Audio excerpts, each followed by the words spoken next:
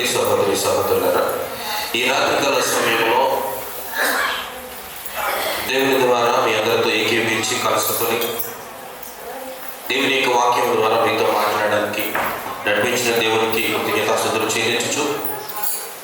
ఈ గొప్ప కురిచిన మీ అందరికీ ప్రభు పేరిట నిర్ణయం తెలియజేస్తూ ఉన్నారండి. దేవుడు ఈ రాత్రికాల సమయంలో మనకి ఇచ్చినటువంటి యొక్క సమయాన్ని సద్వినియోగపరచుకోవచ్చు. విశ్వాసంలో ఉన్నటువంటి గొప్పతనాన్ని బట్టి దైవ కుమారత్వాన్ని పొందుకొనుటకు క్రైస్తవులుగా జీవించుచున్నటువంటి మనము, క్రీస్తును అనుసరించుచున్నటువంటి మనము దేవుని యొక్క కాపుదల చేత ఇటు గొప్ప సహవాసములో మనకున్నటువంటి ప్రతి బాధలను, కష్టములను, వేదనలను, రోగములను, దుఃఖములన్నింటినీ కూడా దూరపరచుకున్నకు దేవుని ద్వారా మనం ఏకీపించుకోవచ్చు. ఈ రాత్రికాల సమయంలో నేటి దినం మొదలుకొని 3 దినములు కూడా మనము దేవుని యొక్క నామాన్ని ఉపవాసము ద్వారా బలపరచడానికి చక్కని మాటలు మనకి దేవుని గ్రంథంలో వ్రాయబడి ఉన్నాయి. ఇందులో వచ్చి దేవుని యొక్క కృపలో దైవ కుమారత్వాన్ని పొందుకున్నటకు క్రైస్తవులు చేయవలసినటువంటి ప్రధానటువంటి కార్యము ప్రార్థన. ఎందుకంటే అపోస్తలుడు పౌలు గారు గలతీలో ఉన్న సంఘము ద్వారా మనకు ఒక విషయాన్ని తెలియజేస్తూ ఉన్నాడు. ఈ ఉపవాస కూడికల్లో మనం చేయవలసింది మన వ్యక్తిగత జీవితంతో పాటు క్రైస్తవ సహోదరులుగా ఉన్నటువంటి మనందరి కొరకు, ఒకరి కొరకు ఒకరు మనకున్నటువంటి బాధలను బట్టి కావచ్చు, మందిరం యొక్క పనులు బట్టి కావచ్చు, ఈ గ్రామ యొక్క క్షేమం కొరకు కావచ్చు, మనము అనుదినము కూడా ప్రార్థన ద్వారా దేవుడిని అడిగేటువంటి సమయం ఈ యొక్క ఉపవాస కోడికల్లో. దానిలో భాగంగానే గలతీ పత్రిక ద్వారా పౌలు గారు తెలియజేస్తున్న మాటను మనం పరిశీలన చేసుకుందాం. అపోస్తలుడు పౌలు గారు గలతీలో ఉన్నటువంటి సంఘానికి రాసినటువంటి పత్రిక 4వ అధ్యాయము. అపోస్తలుడు పౌలు గారు గలతీలో ఉన్న సంఘానికి రాసిన పత్రిక 4వ అధ్యాయము 6-7 వచనాలను చదువుకొని ఈ సమయాన్ని ముందు నడిపించుకుందాం. మైక్ తీసుకొని చదవండి. మీరు కుమారులై ఉన్నందున నాయన తండ్రి అని మొరపెట్టు తన కుమారుని ఆత్మను దేవుడు మన హృదయంలోనికి పంపెను. కాబట్టి నీవిక దాసుడవు కావు, కుమారుడవే. కుమారుడు అయితే దేవుని ద్వారా వారసుడవు. దేవునికి స్తోత్రం. ఇక్కడ పౌలు గారు తెలియజేస్తున్న విషయాన్ని పరిశీలన చేస్తే విశ్వాసము ద్వారా కలుగు దైవ కుమారత్వము. చివరిలో మనం చదివినటువంటి మాట కూడా అదే. మనము కుమారులం అయితే, అనగా దేవునికి కుమారులం అయితే మనము దేవుని ద్వారా వారసులము. వారసత్వ హక్కు ఇస్తానంటున్నాడు. ఇక్కడ కుమారత్వపు హక్కు ఇస్తానంటున్నాడు. యేసుక్రీస్తు వారు కూడా ఈ లోకమును విడిచిన తర్వాత ఆయన శిష్యులుగా ఉన్నటువంటి వారితోనూ అనేక మంది దేవుని యొక్క వాక్యముతో నడిపించబడిన వారందరితో కూడా ఒక గొప్ప మాట తెలియజేశారు. తండ్రి ద్వారా నాకు అనుగ్రహించబడినటువంటి సింహాసనమును నేను మీకు అనుగ్రహిస్తానని యేసుక్రీస్తు వారి మాటల ద్వారా మనం చూస్తూ ఉన్నాం. ఈ ఉపవాస కూడికల ద్వారా మనమందరూ కూడా పొందుకోవలసినటువంటి ఈ యొక్క సహాయాన్ని పరిశీలనగా ఆలోచన చేసినట్లయితే మొదటిగా 6వ వచనములో ఆయన తెలియజేశాడు, మీరు కుమారులయ్యుందున నాయన తండ్రి అని మొరపెట్టు తన కుమారుని యొక్క ఆత్మను దేవుడు మన హృదయాలలో నింపెను. దేవునికి స్తోత్రం. దేవుడు మొదట మనం ప్రార్థన చేస్తూ ఉన్నాము అంటే దేవుని యొక్క ఆత్మ మన హృదయంలోనికి రావాలి. కీర్తన పాడినా కూడా దేవుని యొక్క ఆత్మ మనకు తోడు ఉండాలి. నిజంగా ఈ యొక్క ఉపవాస కోడికల్లో సంతోషం. నేను ఎప్పుడు అంటూ ఉంటాను, వచ్చినప్పుడు అందరినీ నిలబెట్టించి చక్కగా పాడితే బాగుంటుందేమో కదండి అనేవాడు. వాళ్ళకి అలవాటు లేదనేవారు. కానీ ఈరోజు సంతోషంగా చక్కగా గ్రూప్ సాంగ్ కింద పాడడం ఎంతో సంతోషాన్ని ఇచ్చింది. ఎందుకు అంటే ఆ యొక్క ఉజ్జీవమైనటువంటి ఒక 4 స్వరాలు విడివిడిగా పాడితే ఎలా ఉంటాయో ఒకసారి ఆలోచన చేసి, ఆ 4 కలిసి ఒకే రాగం మీద పాడుతున్నప్పుడు ఒక తెలియనటువంటి ఆత్మీయత మనలో రావాలి. ఈ లోకంలో చాలా మందిని చూస్తూ ఉంటాం, ఎవరి రకరకాలైన వాయిద్యాలు వాయించుతూ ఎవరు మనందరినీ కూడా ఒక ట్రాన్స్ లో తీసుకెళ్తారు, ఒక భ్రమణంలో తీసుకెళ్ళిపోతూ ఉంటారు. కానీ దేవుని ఆత్మ ఏం చేస్తుందంటే మనల్ని భ్రమణంలో ట్రాన్స్ లోకి తీసుకెళ్ళదు. డైరెక్ట్ గా దేవుని ఆత్మ మనలో ఉంటుంది కనుక దేవుని యొక్క దైవ కుమారత్వాన్ని పొందుకుంటాం కనుక మనల్ని ఆయనతో పాటు సహవాసంలోకి తీసుకెళ్తుంది. ఆ సహవాసంలో ఉండడం చేతనే మనం కీర్తన పాడడానికైనా, ప్రార్థన చేయడానికైనా, లేక ముందు నేను ఇలా మాట్లాడడానికైనా అది మనకి ఎంతో ఉపయోగకరంగా ఉంటుంది. కనుకనే పౌలు గారు గలతీలో ఉన్న సంఘానికి ఈ దైవ కుమారత్వం గురించి తెలియజేస్తూ ఆయన చెప్తున్న మాటను మనం ఆలోచన చేస్తున్నాం ప్రియమైనటువంటి వాళ్ళారా. కనుక మనము కుమారులుగా ఉన్నాం, దేవునికి కుమారులుగానే ఉన్నాం. మనం ఎవరు అంటే మనం ప్రార్థన చేసిన ప్రతిసారి అంటాం, ఈ లోకంలో ఎవరెవరికి ప్రార్థన చేస్తున్నారో కూడా తెలియదు. కేవలం దేవుని సంఘ విశ్వాసులు మాత్రమే ప్రార్థన ఎవరు చేస్తారో తెలుస్తుంది అందరికీ. ఎందుకంటే మీరు చేసే ప్రార్థన అంతా కూడా, ఎందుకంటే మీరు నమ్మేది దేవుడిని యెహోవానే, ప్రార్థన చేసేది ఆయన కుమారుడు క్రీస్తు ద్వారానే ప్రార్థన చేస్తారు. మిగిలిన వాళ్ళు యేసుక్రీస్తు వారే దేవుడు అంటారు. కానీ దేవుడైతే కనుక ఆయన అన్నాడు, ఎవరు నా ద్వారా తప్ప తండ్రి యొద్దకు రాలేనప్పుడు నా ద్వారా తప్ప ఎవరు పరలోకం రాలేదని చెప్పాలి. ఈ మాటలన్నీ కూడా మనం ఆలోచన చేయట్లేదు. ఎందుకంటే మనలో దేవుని యొక్క ఆత్మ లేదు. అందుకనే ఒక మాట ఉంటాడు, యోధ పత్రిక ద్వారా తెలియజేస్తూ ఉంటాడు. యోధ పత్రిక 20 వచ్చినది మనం కనుక చదువుకున్నట్లయితే, యోధ పత్రిక 20 వచనంలో, ప్రియులారా మీరు విశ్వసించు అతి పరిశుద్ధమైన దానిని దాని మీద మిమ్మల్ని మీరు కట్టుకొనుచు పరిశుద్ధాత్మలో ప్రార్థన చేయించు నిత్య జీవార్థమైన. చూడండి, మనం అంటే ఏం చేయాలి? మిమ్మల్ని మీరు కట్టుకొనొచ్చు. ఏం కట్టుకోవాలి? ఇల్లు కట్టుకోవాలా? ఏం కట్టుకోవాలి? మిమ్మల్ని మీరు కట్టుకోవాలి. దేవుడు అంటే విశ్వాసంలో, అంటే ఆ విశ్వాసంలో బలపడడానికి మిమ్మల్ని మీరు కట్టుకొనొచ్చు, పరిశుద్ధాత్మలో ప్రార్థన చేయించు నిత్య జీవార్థమైన మన ప్రభువుకు యేసుక్రీస్తు కనికరము కొరకు కనిపెట్టుచు దేవుని ప్రేమలో నిలిచినట్లు కాచుకొని ఉండుడి. దేవునికి స్తోత్రం. దేవుని ప్రేమ నుంచి మనం బయటకు వెళ్లకుండా జాగ్రత్తగా ఉండునట్లుగా మన విశ్వాసమును కట్టుకోవాలంటాడు. ఆ విశ్వాసమును మనం కట్టుకోవడం చేతనే ఎప్పుడు కూడా మనము దేవుని దాటి వెళ్ళేటువంటి అవకాశం మనకు ఉండదు. అందుకే అంటున్నాడు, మీరైతే అన్నాడు అందరూ కూడా విశ్వాసులు కాబట్టి, అంటే విశ్వాసులు ఇలాంటి భ్రష్టత్వం నుండి భ్రష్టత్వంలో ఉన్న మనుషుల నుండి దూరంగా ఉండాలి. అంటే పాపమునకు దూరంగా ఉండాలి. ఒక మాటలో తెలియజేయాలి అంటే, మానవులుగా ఈ లోకంలో జీవించుతున్న మనము లోకంలో ఉన్న విషయాలనే ఆలోచన చేస్తూ ఉంటాం. అలాంటి ఆలోచనలు బట్టి మనలో భ్రష్టత్వం ఉంది. భ్రష్టులు ఉన్నారు మన మధ్యలో అనేక మంది. అంటారు విశ్వాస భ్రష్టులు అంటారు. ఎవరు విశ్వాస భ్రష్టులు అంటారంటే, ఎవరైతే దేవుని యొక్క కుమారుడు క్రీస్తు యొక్క ఆత్మను మనలో నింపుకోరో వారందరూ కూడా విశ్వాస భ్రష్టులే. అందుకని అంటాడు దేవుని యొక్క వాక్యంలో కూడా రాయబడినది, ఏమంటే మిమ్మల్ని మీరు ప్రేమించుకోవచ్చు, ఇతరులు కూడా ప్రేమించినటువంటి వాడు అబద్ధికుడు అంటాడు. మనల్ని మనం ప్రేమించుకునేటప్పుడు ఇతరులను కూడా మనం ప్రేమించాలంటండి. అలాంటి వారే దేవుని వారు, లేకపోతే దేవుని వారు కాదంటున్నాడు. కనుక మనం ఆలోచన చేసేటంటే మనం అలా భ్రష్టుల నుంచి దూరంగాను క్షేమంగాను ఎలా ఉండాలో యోధా గారు ఈ మాటల్లో మనం తెలియజేస్తున్నారు. అలా దూరంగా ఉండాలి అంటే మనము అతి పరిశుద్ధమైన దాని మీద కట్టబడాలి. అతి పరిశుద్ధమైనటువంటిది ఏది అంటే దేవుని కుమారుడు క్రీస్తు యొక్క రక్తము ద్వారా విడుదల చెందబడినట్టు నీవు అతి పరిశుద్ధమైనటువంటి ఆ రక్తములో విశ్వాసిగా నీ గృహాన్ని నువ్వు కట్టుకోవాలి. విశ్వాసంలో నీ యొక్క అభివృద్ధిని దాంట్లో స్థాపించాలి. మన గృహాలు నిర్మించుకుంటాం. మొదట చిన్నగా ఒక ఫస్ట్ ఫ్లోర్ వేసుకుంటాడు. దేవుడు ఆశీర్వాదం ఇస్తే అది 2వ ఫ్లోర్ అవుతుంది. ఇంకా ఆశీర్వాదం ఇస్తే 3వ ఫ్లోర్ అవుతుంది. ఇది కట్టుకోవడం మన గృహాలు కట్టడం కాదు, దేవుని యొక్క ఆత్మీయతలో కావాలి మనకి. అది విశ్వాస జీవితంలో ఆత్మీయత కావాలి. కానీ ఈ రోజుల్లో లోకానుసారమైనటువంటి ఎదుగుదల ఉంది, కానీ ఆత్మీయ పరంగా అంటే ఆత్మానుసారంగా భ్రష్టులుగా ఉన్నాం. అందుకని అలాంటి భ్రష్టత్వం నుంచి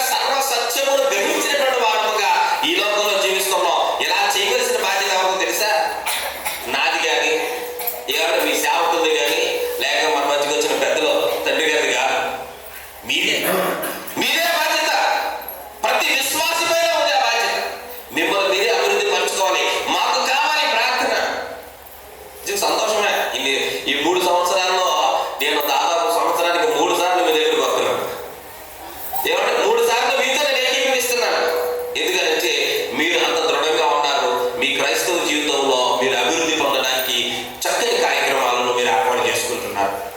ఇవన్నీ ఎందుకు అంటే మీకు మీరే ఇలా చేయవలసిన బాధ్యత ప్రతి విశ్వాసం మీద ఉంది.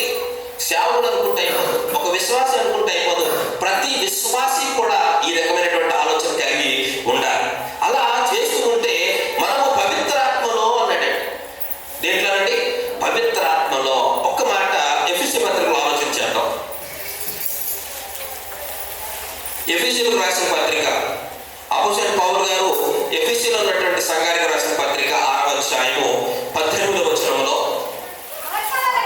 ఆత్మవలన ప్రతి సమయమందున ప్రతి విధమైన ప్రార్థనను విజ్ఞాపనను చేయించు ఆ విషయమై సమస్త పరిశుద్ధుల నిమిత్తమును పూర్ణమైన పట్టుదలతో విజ్ఞాపన చేయించు. ఎంతమంది ఉన్నారు? అందరూ ఉన్నారంటారా? చాలా సంతోషం. మెలుగుగా ఉండండి.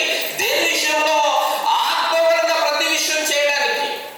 మీరు చేసేటువంటి కార్యం ఏదైనా కావచ్చు, అది ఆరాధన విషయంలో కావచ్చు, మీ వ్యక్తిగతమైనటువంటి పని పట్ల కావచ్చు, లేక మీ కుటుంబ వ్యవస్థలో కావచ్చు, ఏది చేసినా కూడా ఆత్మ వలన ప్రతి సమయమందు కూడా మీరు చేస్తున్నారన్న విషయాన్ని గ్రహిస్తూ ప్రతి విధమైన ప్రార్థనను విజ్ఞాపనలు చేయించు ఆ విషయమై సమస్త పరిశుద్ధుల నిమిత్తము పూర్ణమైన. చూడండి, మిమ్మల్ని మీ గురించి మీరే కాదండి, అక్కడ ఏమన్నాడు?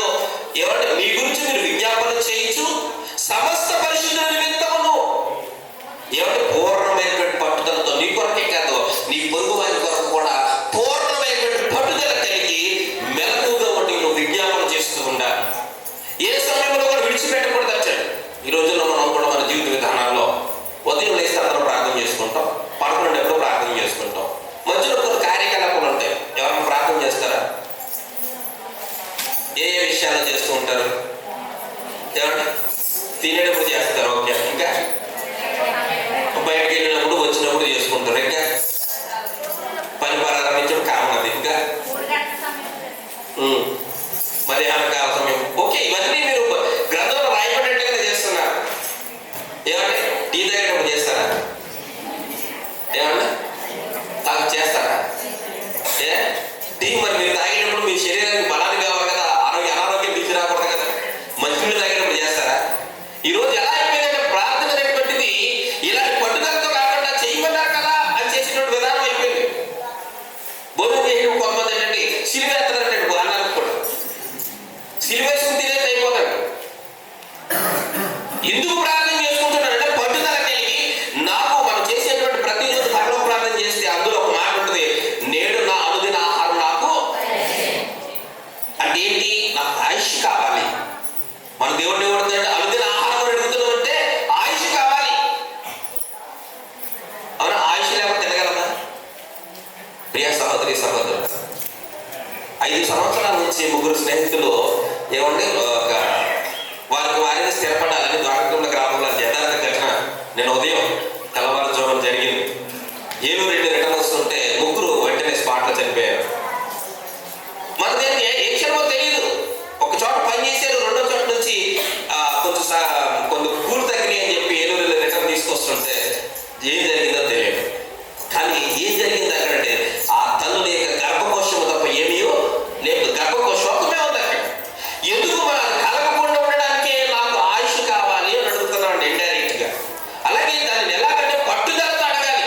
అన్ని విధానాలతోటి అన్ని విధానాలతో ప్రార్థన ఉండాలి. అంటే పౌలు గారు మనకు చెప్పేది ఏంటంటే దేవుని సైనికులుగా గుర్తించేటువంటి రాస్తున్న మాటది. మనల్ని ఎవరు అంటే క్రీస్తు సైనికులు. మనం దేవుని రాజ్య స్థాపనకు ఏర్పాటు చేయబడిన సైనికులు. మన రోమ సాహిత్య సైనికులు కాదు, భారత సైనికులు కాదండి. ఎవరు సైనికులు అండి? క్రీస్తు సైనికులము. క్రీస్తు రాజ్య స్థాపన కొరకు ప్రయాసపడుతున్న దేవుని సంఘ సైనికులు. ఇలాంటి సైనికుల గురించి పౌలు గారు ఈ మాటలు రాస్తున్నాడు. ఎందుకంటే ఆధ్యాత్మికమైనటువంటి శత్రువులపై మనము విజయానికి విధానాన్ని తెలియజేస్తున్నాడు ఇక్కడ ఈ మాటల్లో. సాతాను మీద ఏ విధంగా మనం విజయం చేయాలో, ఆధ్యాత్మికమైన శత్రువులు, భౌతికమైన శత్రువులు కాదు, భౌతికమైన శత్రువులు చాలా మంది ఉంటారు. మన కుటుంబంలోనే ఉంటారు.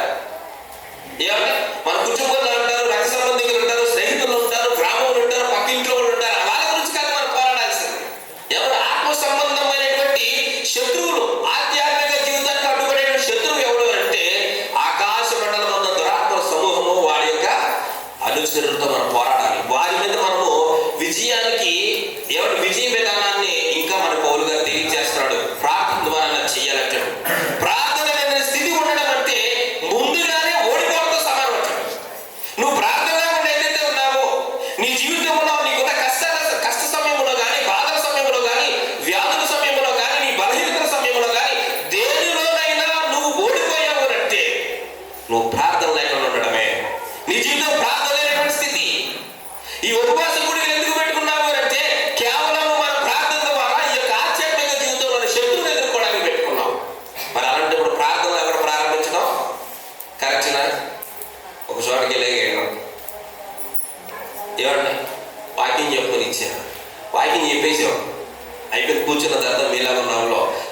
మందిలో వచ్చి అడిగారు ప్రార్థన చేయప్పుడు అదే వాకింగ్ ఇప్పుడు ప్రార్థన చేయలేదు ఇచ్చాడు.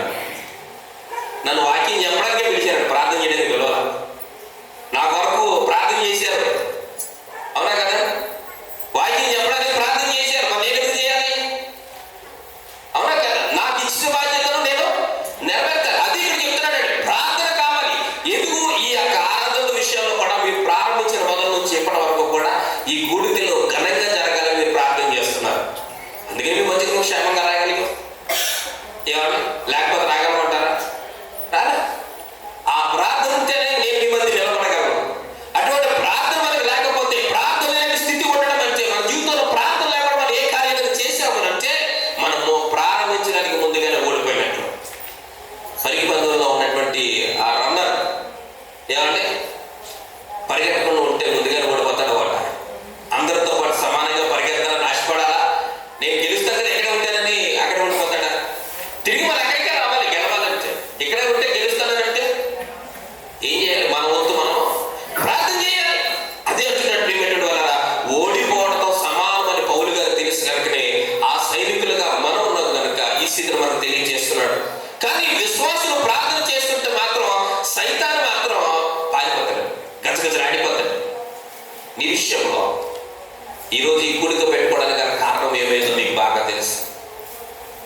ఈ కూడికల్లో, ఈ ఉపవాస కూడికల్లో మీరు దేనినైతే ఆశించారో అది మీకు పొందాలి అనుకుంటే కనుక ఖచ్చితంగా మీరు ప్రార్థన చేస్తే ఈ ఆధ్యాత్మిక జీవితంలో కూడా వెనుకకు లాగడానికి అపవాది చేసేటువంటి ఆ కుతంత్రాలలో వాడు ఓడిపోతున్నాడు. కానీ మీరు ప్రార్థన అనగానే ఓడుకుతాడు.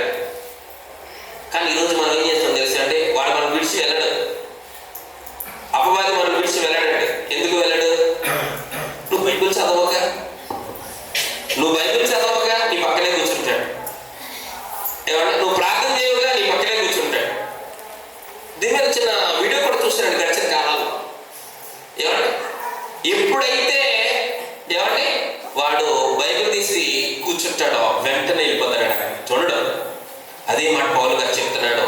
ఈరోజు ప్రార్థన పూర్వకంగా ఏ కార్యం చేసినప్పటికీ కూడా మనం చదివిన విషయంలో ప్రతి విషయంలో అన్నాడు యోధా పత్రికలో చదివిన మాట ప్రకారంగా ప్రతి విషయంలో మనము ప్రార్థన కలిగి ఉన్నట్లయితే ప్రారంభంలో విజయాన్ని పొందుకుంటాం. ప్రార్థన లేకపోతే ప్రారంభంలో నీవు ఓడిపోతావు. అంటే నువ్వు చేసేటువంటి ప్రార్థన దేవునికి సంతోషంగా నిలుపుగా ఉంటుంది. కానీ ఎవడు భయపడతాడు అని అంటే అపవాది మాత్రం గజగజ వణిగిపోతూ ఉంటాడు. అది మనం తెలుసుకోవాలి. ప్రార్థన లేకపోతే పైన చెప్పిన కవచమంతా కూడా ఇదే ఎఫెసీ పత్రికలో ఏమంటే కవచం గురించి చెప్పాడు. ఏ కవచం చెప్పగలరా? సర్వాంగ కవచం ధరించుకోమన్నాడు. ఎన్నున్నాయి సర్వాంగ కవచం? ఇప్పుడు చెప్పండి, ఎన్నున్నాయి సర్వాంగ కవచాలు? తీకుండా చెప్పాలా? ఏమన్నా 5 ఉన్నాయి. రక్షణ అనేటువంటి ఏమంటే శిరస్సు తగిలించినటువంటి కిరీటము, ఏమంటే శిరస్థానము, ఏమంటే నీతి అనే మైమరు, ఏమంటే దట్టిని ఏమంటారు? సత్యం అనే దట్టి, విశ్వాసం అనే డాలు, సమాధానం అనే జోళ్ళు, చివరికి ఇచ్చిందేంటి? వాక్యం అనే ఆత్మ ఖడ్గము. ఇవేమి నీకు పని చేయవు. ప్రియమైన వాళ్ళ ఏమి పని చేయమని నువ్వు ప్రార్థన చేస్తే వాటి పనులు అవి చేస్తాయి. ప్రియమైన వాళ్ళ నువ్వు ప్రార్థన చేయకపోతే ఈ సర్వాంగ కవచాలు ఏది కూడా నిన్ను కాపాడలేదు. ప్రియమైన వాళ్ళ నువ్వు నీ జీవితానికి, నీ ఆధ్యాత్మిక జీవితంలో నువ్వు అపవాదితో ఎదిరించుతున్నప్పుడు, అపవాదిని మీరు ఓడించాలని ఆశపడినప్పుడు ఖచ్చితంగా నువ్వు ప్రార్థన కలిగి ఉండాలి. వాక్యాన్ని ధ్యానిస్తూ ఉండాలి. దేవుని స్తుతిస్తూ కూడా ఉండాలి. అప్పుడు నీ ఆధ్యాత్మిక జీవితంలో ఎప్పుడు కూడా మంచి షార్ప్గా ఉంటావు. ప్రియమైన వాళ్ళ ఒక వ్యక్తి వచ్చండి, 2 స్నేహితులు అడవికి పొలం కొట్టడానికి వెళ్ళారు. ఏమంటే అడవికి వెళ్ళి పొలం కొట్టడానికి సిద్ధపడుతూ ఉండగా ఏమంటే వారు ఒకరికొకరు ఒప్పందం చేసుకున్నారు. ఎవరైతే వెళ్ళేలాగా ఎక్కువ పొలాలు కొడతారో 2వ వాడి పొలం మొత్తం వాడికి ఇచ్చేయాలంట. ఒప్పందం బాగుంది కదండి? ఒప్పందం బాగుంది. ఎవరు ఎక్కువ కొడుతుంటే వాడిని మిగిలిన పొలాలు కూడా వీడికే వస్తాయి. ఇద్దరు కష్టపడి కొట్టారు. ఒక వ్యక్తి కొంతసేపు ఆగిన తర్వాత కొంచెం రిలాక్స్ అయ్యి మధ్యలో ఏదో తాగుతూ కూర్చున్నాడు. ఏమంటే ఈయన మాత్రం కంటిన్యూగా పొలం కొడుతూనే ఉన్నాడు. అతను కొంచెంసేపు రిలాక్స్ అయ్యాడు, మళ్ళీ నుంచి కొట్టాడు. మళ్ళీ మధ్యాహ్నం సమయం అయింది, భోజనం చేశాడు, మళ్ళా వచ్చి కొట్టుకున్నాడు. మళ్ళా సాయంత్రం సమయం అయింది, మళ్ళా టీ తాగాడు, మళ్ళా వచ్చి పొలాలు కొట్టుకుంటున్నాడు. కానీ ఈ వ్యక్తి ఉదయం నుంచి సాయంత్రం దాకా కొడుతూనే ఉన్నాడు. కానీ రెస్ట్ తీసుకున్నావు అని కొలలేకుంటే, కొట్టేవాడు కొలలేకుంటాయా?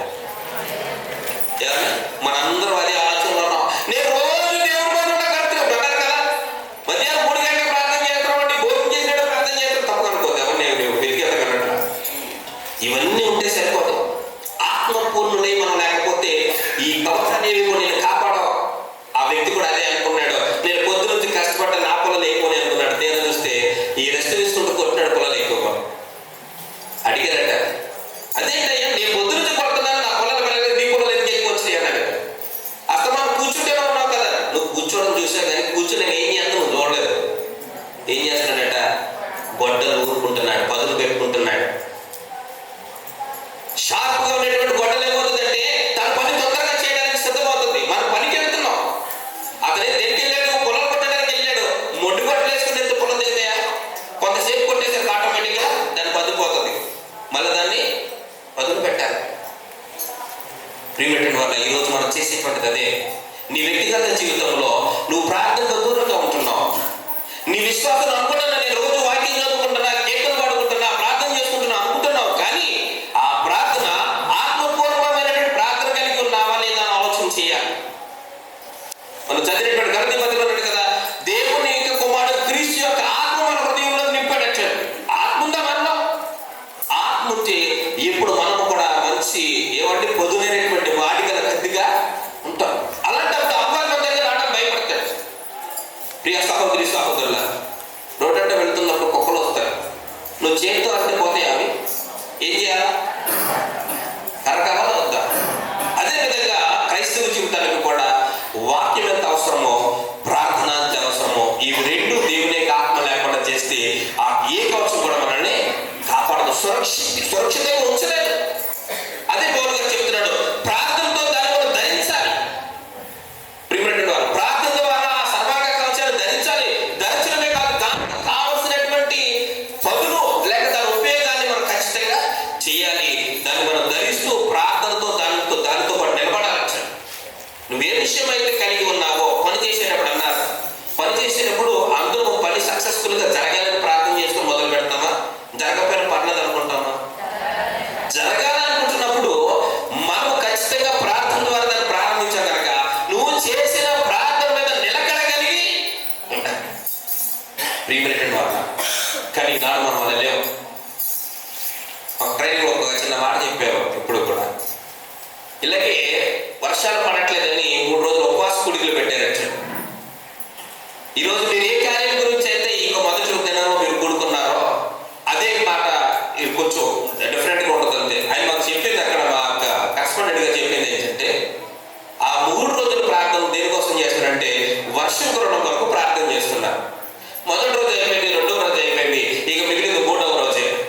ఆ 3వ రోజు ఏంటండి ఏమంటే దేవుని యొక్క వాక్యాన్ని చదివినటువంటి, అంటే ఈ లోక భాషలో చెప్పాలంటే సండే స్కూల్, మనకు సభా స్కూల్ ఉంటుంది ఏమంటే, అలా సండే స్కూల్కి వెళ్ళిన పాప అంటే ఆ 3వ రోజు గొడుగు తీసుకుని వెళ్ళిందట. ఎందుకు వెళ్ళింది? తను దేని గురించి అయితే ప్రార్థన చేసిందో అది ఖచ్చితంగా జరుగుతుందని దానితో నిలబడింది కనుకనే ఆమె గొడుగు తీసుకుని వెళ్ళిందట. అందరూ అన్నారట, ఈ రోజు వర్షం పడలేదు, ఈ రోజు వర్షం పడద్దా అన్నారట. ప్రియమైన వాళ్ళ, ఈరోజు మనం కూడా అలాగే ఉన్నాం. నేను రోజు దేవునికి మందిరానికి వెళ్తున్నాను, ఏ గొప్ప కార్యం జరగలేదు, ఈ రోజు మాత్రం జరుగుతుందా అనుకుంటా ఉంటాడు. అబ్రహాముకు దేవుడు ఏ సంవత్సరంలో కుమారుడు వచ్చాడండి? ఏమండి? శారా ఏమంది? ఏమంటే గర్భము ఉడికిపోయిన నేను చక్రీకుడు అదే అన్నాడు కదా. దేవుడికి ఏమంటే అసాధ్యమైనది ఏమిటో లేదు. విశ్వాసం కలిగి మనం నిలబడాలి. అందుకని అంటాడు, మీరు కదలక స్థిరులై ఉండినట్లుగా మీ పాదమును నేను రాతి మీద నిలిపేదని అంటాడు. రాతి మీద నిలబడ్డాం అనుకోండి, మనం పడిపోయే అవకాశము ఉన్నది. ఇసుక మీద నిలబడితే మనలో చాలా మంది బీచ్కి వెళ్ళి ఉంటారు కదా. మన బీచ్లో కూర్చున్నప్పుడు బాగానే ఉంటామండి. ఆ వాటర్ మన దగ్గరకు వచ్చి రెట్టేసరికి ఎలా ఉంటుంది? మనకి పడిపోతున్నట్టు అక్కడ పడతామా? అంతే, చాప కింద నీరులా వెళ్ళిపోతుంది. కాదే బండ మీద కూర్చుంటే ఎన్ని కిరటాలు వచ్చి కొట్టినా కూడా నీకేమి అంటే, నువ్వు దేని మీద ఉండాలి అంటే, నువ్వు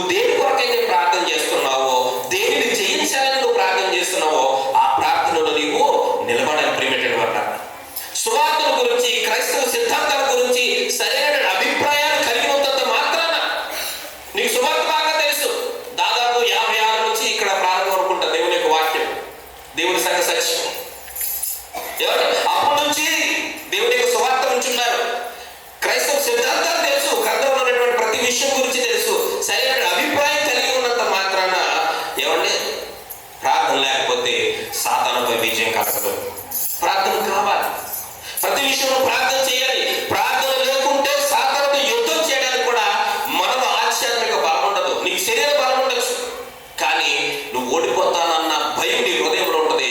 అదే ఆధ్యాత్మికమైనటువంటి బలహీనత. ఆ బలహీనత నీలో ఉండకూడదు. అంటే నువ్వేం చేయాలంటే ఆత్మీయమైనటువంటి బలాన్ని కలిగి ఉండాలి. మనం ప్రార్థన చేయడం అనేటువంటిది దేవుని ఆత్మ ద్వారా జరగాలి. నువ్వు నిలబడడం వరకే నీ పని. మాట్లాడేటువంటి వాడు ప్రార్థన చేయడానికి నీ పేరు చెప్పడమే ఆయన విధి. మీతో మాట్లాడేవారు ఎవరు? మీరు మాట్లాడతారు అనుకుంటున్నారేమో, మీరు మాట్లాడట్లేదు. ప్రిమిటెడ్ వారు ఎవరో ఒకరు ప్రార్థన చేయమన్నా దయచేసి ఎవరు క్షమించాలి, నేను వ్యక్తిగతంగా చెప్పట్లేదు. ఎందుకంటే మనం చేయము అన్నామనంటే మనలో దేవుని ఆత్మ లేనట్టే. ఒకరి గురించి మనము ఏమంటే ప్రార్థన ద్వారా వారి గురించి కొన్ని రహస్య విషయాలు బయట పెట్టామనంటే అది కూడా నీ వ్యక్తిగతంగా నువ్వు చేసిందే. దేవుని ఆత్మ అలాంటి విషయాలు బయట పెట్టదు. కానీ ఈ రోజుల్లో ఒకరి గురించి ఒకరు ప్రార్థన ద్వారా బయట పెట్టుకునేటువంటి దౌర్భాగ్య పరిస్థితిలో ఉన్నాం. ఇది ప్రార్థనకు వాడేసుకుంటున్నారు దాన్ని. మనం ఒకరు ప్రార్థనలో చెప్పారు పోనీ అనుకుంటాం. అది వ్యక్తిగతంగా చేసేటువంటి ప్రార్థనే. ఎందుకంటే నువ్వు చేసేటువంటి ప్రార్థన దేవుని ఆత్మలో జరగాలి. ఆయనకు లోబడి ఆయన చూపించిన రీతిలో ప్రార్థన చేయాలి. ప్రియమైన వారు, నువ్వు దేవునికి లోబడాలి.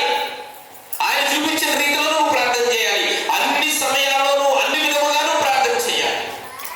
అన్ని సమయాలు గుర్తొచ్చింది. ఉదయకాలము జన్మదిన వేడుకకి వెళ్ళాం. అయిపోయింది, వెళ్ళిపోతూ వచ్చేద్దామని సంకల్ గారికి వెళ్ళాం. ఆ బయటే మనకి అరుగులు ఉన్నట్టుగా ఇంటి ముందు చిన్న నాపర పెట్టారు, అరుగులాగా. అక్కడ వాళ్ళ చిన్నాన్న గారు కూర్చున్నాడు. సరే పెద్ద ఆయన కదా వందనాలు చెప్పి నేను అక్కడే కూర్చొని కొద్దిసేపు మాట్లాడిన తర్వాత సరే మూడైపోతుందని వెళ్ళిపోతామని చెప్పి లోపలికి వెళ్తుంటే ప్రార్థన చేయండి. సరే లోపలికి వెళ్ళి చేసుకుందాం అన్నా. ఇక్కడైతే చేయకూడదంటే ఇక్కడైతే చేసి ఇచ్చాను. అంటే మనము అన్ని సమయాల్లో అన్ని ప్రదేశాల్లో అన్ని విధాలుగా ప్రార్థన చేయొచ్చు. అన్ని విధాలుగా ప్రార్థన ఎలా చేయాలి? లెక్కైతే ప్రార్థన ఎలా చేయాలి? రహస్యం దేవుడికి చేస్తాను. మనం ఎలా చేయాలి?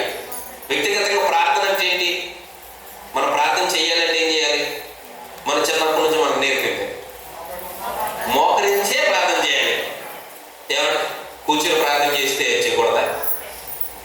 ఏమంటే కూర్చొని ప్రార్థన చేయకూడదా?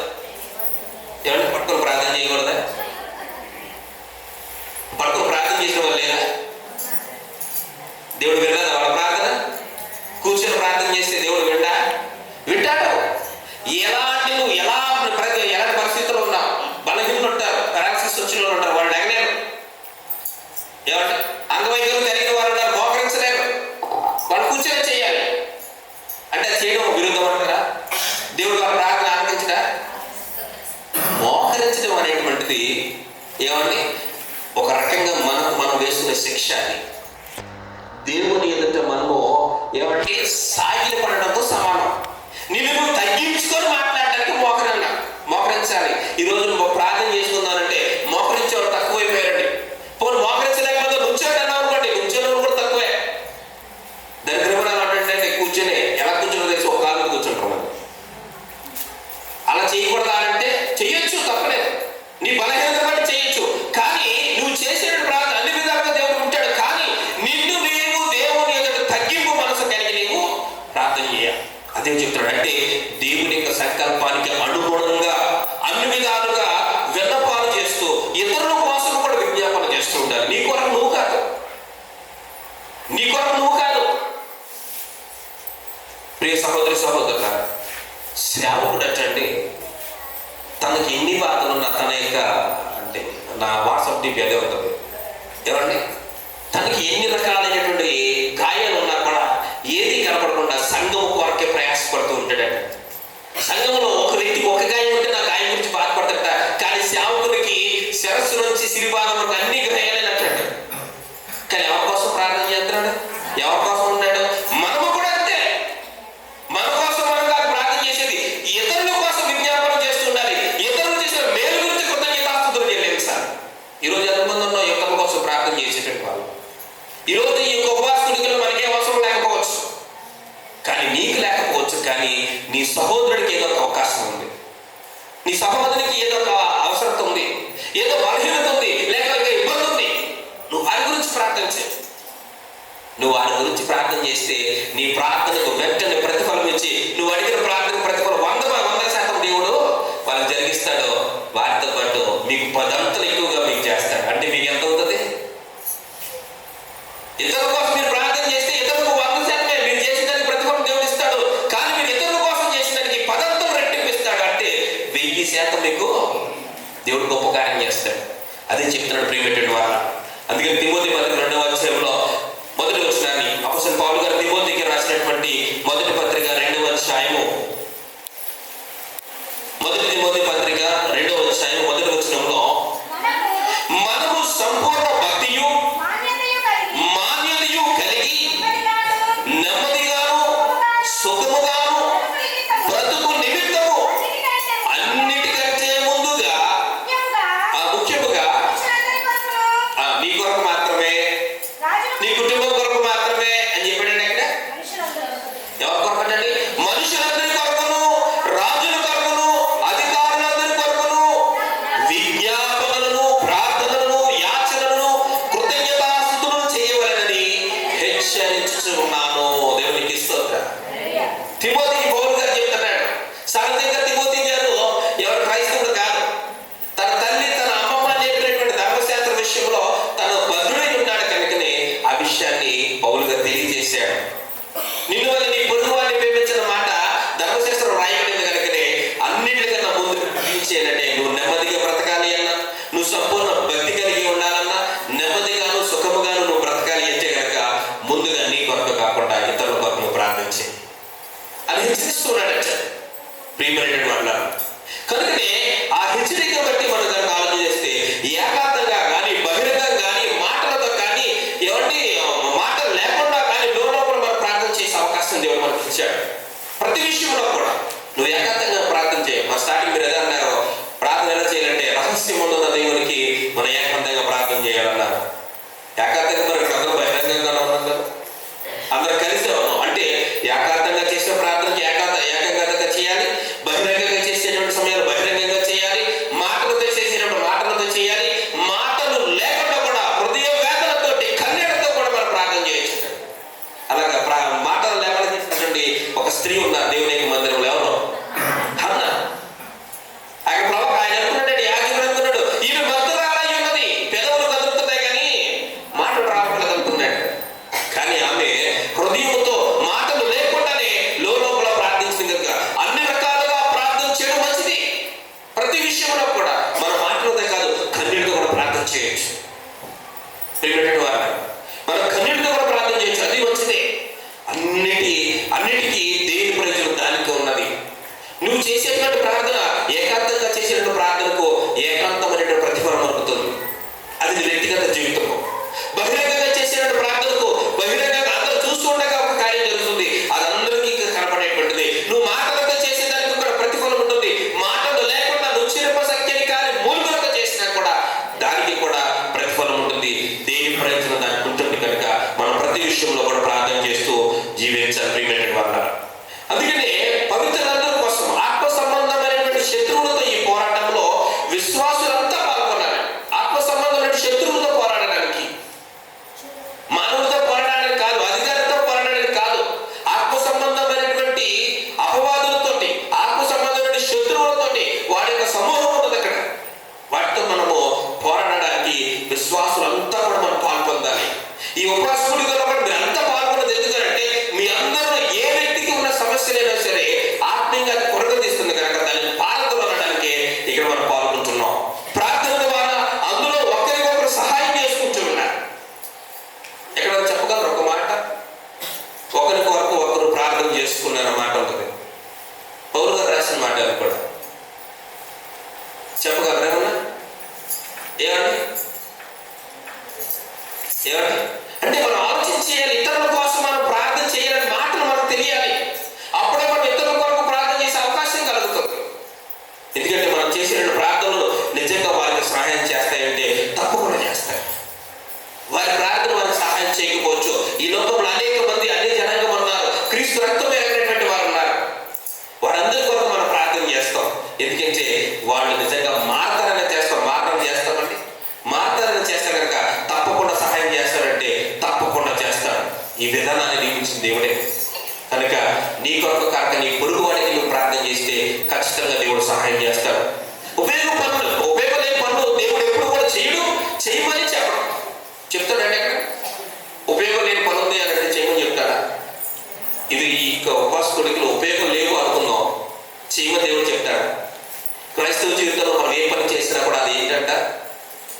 దేవుడు అది సంకల్పించాడు కనుకనే అది మనం ఉపయోగం ఉందా కనుక దేవుడు ఏర్పాటు చేశాడు. ఉపయోగం లేకపోతే దేవుడు ఏర్పాటు చేస్తాడండి, చేయడు. అది ఆలోచన కలిగి ఉండాలంటే. అందుకే ప్రియమైనటువంటి సహోదరి సహోదరులారా, మనం ఎప్పుడు కూడా ఇలాంటి ప్రార్థన విన్నపాలు కలిగి చేస్తూ మనము పవిత్రాత్మను మనము జీవిస్తూ ఉండాలి. ఇంకొక మాట మనం చదువుతూ ముందుకు సాగిపోదాం.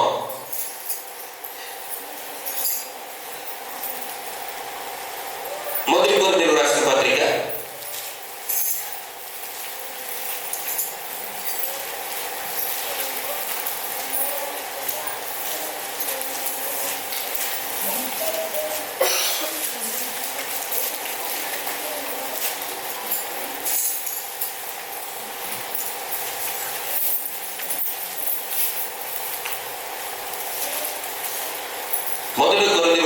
3వ అధ్యాయము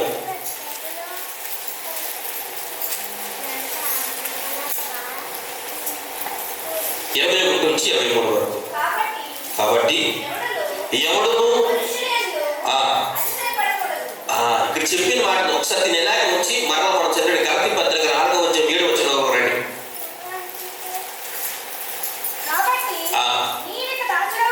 ఇంత మనం చదివించండి కొరింథీ పత్రిక దాని అలా వచ్చిన ఒకసారి చదవడం దాన్ని కూడా. కాబట్టి ఎవడును మనుషుల యందు అతిశయింపకూడదు. సమస్తమును మీవి పౌలైనను అపొల్లైనను కేఫాయినను లోకమైనను జీవమైనను మరణమైనను ప్రస్తుతమందున్నవేమైనను రాబోయేనను సమస్తమును మీరే. మీరు క్రీస్తు వారు, క్రీస్తు దేవుని వాడు. ఈ మాట ఇక్కడ మనకు పౌలు గారు కర్తలు చెప్పిన మాట. ఇక్కడ ఏమన్నాడు? 7వ వచనం చదవండి. కాబట్టి ఎందుకు దాసుడు కాదు నీవు? ఎందుకు దాసుడు కాదు అంటే నువ్వు క్రీస్తు వారు. నువ్వు క్రీస్తు వారు అయితే క్రీస్తు దేవుని వాడు కాబట్టి నువ్వు బానిసవు కాదు. ప్రియమైన వారు, మనం బానిసలం కాదు. ఇక్కడ మన స్వతంత్రం. అబ్రహాము కూడా తన యాజకుడైనటువంటి ఎలియాజరుతో చెప్పిన మాట ఇది మనం చూస్తూ ఉంటాం. ఎలియాజరుని సైనికులు బంధించి తీసుకెళ్ళడానికి వచ్చిన సమయంలో ఈ అబ్రహాము గారు అతనికి వెలించి తనను విడిచిపిస్తాడు. విడిపించినప్పుడు ఎలియాజరు ఏం చెప్పాడంటే, నేను నీ దాసుని అన్నాడు. అబ్రహాం గారు ఏమన్నప్పుడు, నువ్వు నాకే కాదు ఏ మనుషునికి నీవో దాసుడు కాదు. ఎవరికి దాసులు మీరు? దేవునికి ఏ విధమైన దాసులు అంటే ఆయన మీరు దేవునికి వారసులు అన్నారు. అలాంటి దాసులు మీరు దేవునికి వారసులుగా ఉన్నారు కనుకనే మీరు దేవుని యొక్క దాసులు అంతే. అంతేగాని బలవంతంగా పనిచేయించేటువంటి ఏమంటే పనివారు కాదు మీరు. దేవుడు మీతో ఏ పని బలవంతంగా చేయించినండి. ఆయనకి ఇష్టమైన పని మీకు ఇష్టమైన రీతిలోనే దేవుడు చేయడానికి మిమ్మల్ని ప్రేరేపిస్తూ ఉంటాడు. అందుకే అన్నాడు, నీవు కాబట్టి నీవు ఇంకా దాసుడు కావు, కుమారుడివే. కుమారుడు అయితే దేవుని ద్వారా వారసుడవు. దేవుని ద్వారా వారసుడు ఎందువల్ల వచ్చిందంటే విశ్వాసము ద్వారా కలిగినటువంటి దైవత్వం, దైవ కుమారత్వం ఇది. ఎందుకంటే విశ్వాసులు నిర్బంధంగా చాకరీ చేయవలసినటువంటి బానిసగా నిర్బంధంగా బ్రతికేటువంటి వారు స్వతంత్రులు. వారు చాకరీ చేయడం పర్లేదు. ప్రియమైనటువంటి వారు, ఇక్కడ చేసేటువంటి వాళ్ళందరూ కూడా దేనికోసం చేస్తున్నారంటే అది వాళ్ళ సొంత పని అని చేసేటువంటి వారు తప్ప బానిస అనే కూడా ఆలోచన చేయట్లేదు. అలాంటి కార్యాన్ని చెప్తున్నాడంటే దేవుని వల్ల ఉచితంగా పొందినటువంటి దేవుని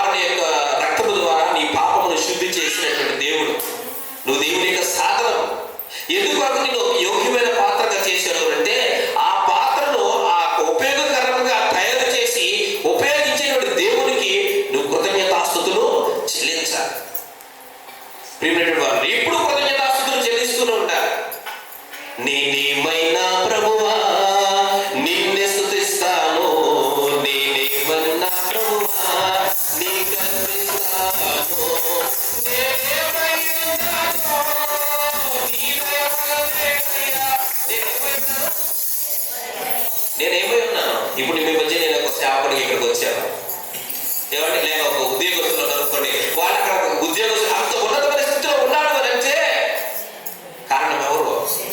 దేవుడే. కనుక నేనేమై ఉన్నానో నీ దయ వలనేనయ్యా,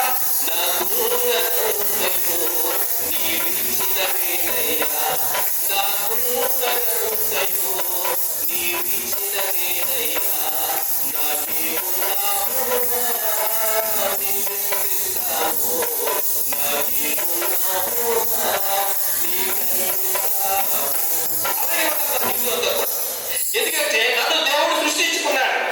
నా పాపముల నుంచి తన కుమారుని యొక్క రక్తం ద్వారా నన్ను శుద్ధులు చేసి పవిత్రపరిచి ఈ గొప్ప జీవితాన్ని దేవుడు నాకు ఇచ్చాడు.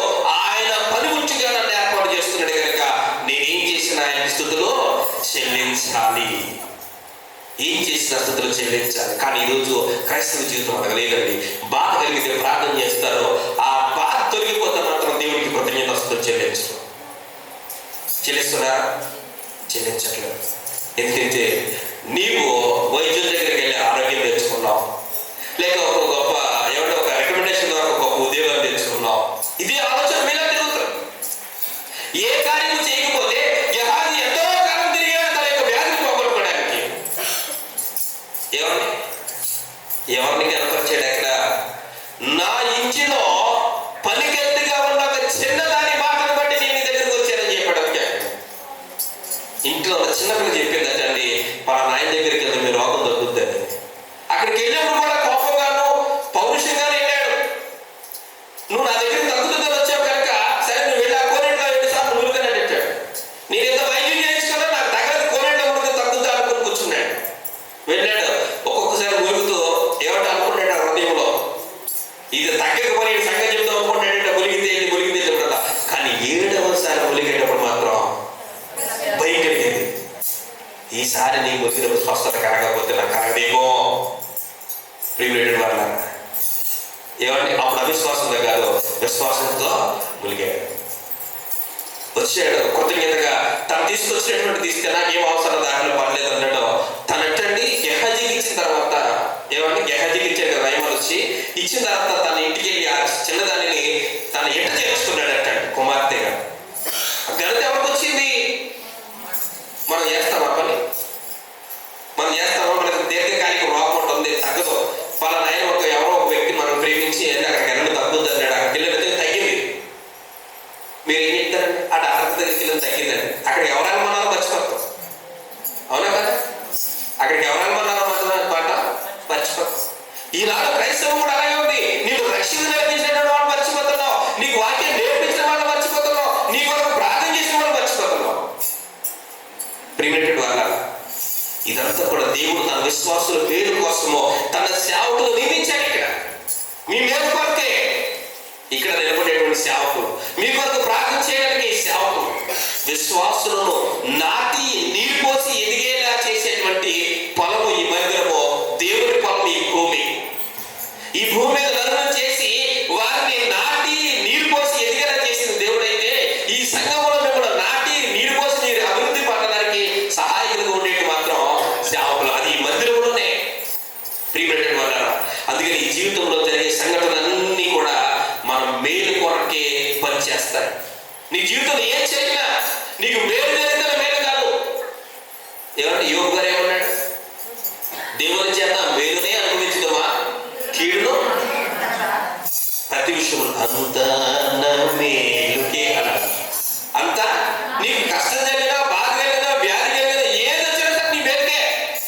ఎందుకంటే మీరు కొంతకాలం శ్రమ పడిన పిమ్మట దేవునికి ఆశీర్వాదము వస్తుందట. గొప్ప ఆశీర్వాదం మనకు వస్తుందటండి. ఒక్కొక్కసారి చావు కూడా విశ్వాసందేనండి. చావు కూడా విశ్వాసందే. ఎందుకంటే మన యొక్క ఈ యొక్క పాప దేహం నుండి, మత్స్య దేహం నుంచి, పాపం నుంచి, కష్టాల నుంచి విడిపించి ఏం చేస్తుందండి? దేవునితో మరింత ఉన్నతమైన ఉత్తమమైనటువంటి జీవితానికి తలుపు తెరిచేటువంటి మంచి బహుమానం ఇది. అందుకే పౌలు గారు అన్నాడు, బ్రతుకుట క్రీస్తే చావైతే. ఎందుకంటే నాకు ఈ మత్స్య దేహం ఉండదు, పాపం ఉండదు, కష్టాలు ఉండవు, ఏమి ఉండవు, చక్కగా దేవునితో వెళ్ళిపోయాడు. గొప్ప మార్గం నాకు కనపడుతుంది అంటాడు. విశ్వాసం దాని కొరకు నేను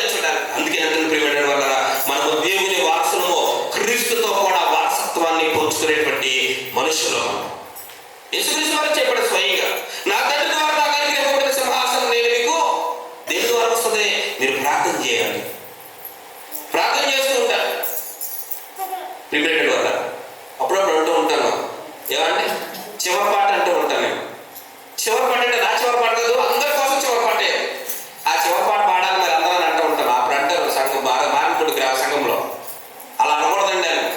ఏమంటే అలా అంటే తొందరగా రాదట్టండి. తొందరగా రాకపోతే మంచిదేగా. దేవుడే నువ్వు అడగగా నీకు చేసేది కాదు. దేవుడికి నీకు ఏది యోగ్యమైందో అదే ఇస్తాడు. నువ్వు అడిగినంత మాత్రాన్ని ఇవ్వకుండా ఉండడం, ఎవరు అడగంత మాత్రాన్ని ఇవ్వకుండా ఉండడం, అడిగమని ఇచ్చేది ఇస్తాడండి. నీకు ఏది యోగ్యమో, ఏమంటే నీకు ఏది మంచిదో, ఏది రమ్యమైనదో, ఏది మాలిన్యమైనదో అన్ని చూసి తగిన కాలమందు దేవుడు నిన్ను హెచ్చిస్తాడు. కనుక అలాంటి హెచ్చింపులో మనం ఉండడానికి ఈ రాత్రికాల సమయంలో మనం జీవిస్తూ ఉన్నాం. ఇది మొదటి దినముగా ఉన్నాం. మనం ఏ కార్యమును బట్టి అయితే ఈ కార్యం ఇక ఉపవాస కూడికలు ఏర్పాటు చేస్తున్నామో ఆ కార్యమును జరగడానికి మనము బలమైనటువంటి ఆత్మ కలిగినటువంటి వారముగా ప్రార్థనలో పాల్పొందాలి. విశ్వాసులు క్రీస్తుకు చెందిన వారే కానీ మనుషులకు చెందిన వారు కాదు. మీరు దేవుడికి చెందిన వారు కనుక మీ కష్టాలు, మీ విన్నపాలు అన్నీ కూడా మనము దేవుడితోనే పంచుకోవాలి. ఆయన విషయంలో మనం అతిశయపడాలి, గర్వపడుతూ ఉండాలి. ఎందుకంటే క్రీస్తు దేవుడికి చెందినవాడు కనుక. మనం క్రీస్తు ద్వారా మనము అతిశయపడినట్లయితే తప్పకుండా క్రీస్తు నీ పక్షముగా దేవుని అతిశయపడుతూ ఉంటాడు. కుమారులను చూసి, ఎవరి పిల్లలను చూసి తల్లిదండ్రులు ఏ విధంగా అతిశయపడుతూ ఉంటారో ఆ విధంగానే క్రీస్తును మనల్ని చూసి ఆ విధంగానే అతిశయపడుతున్నట్టు దేవుడు ఉంటుంది.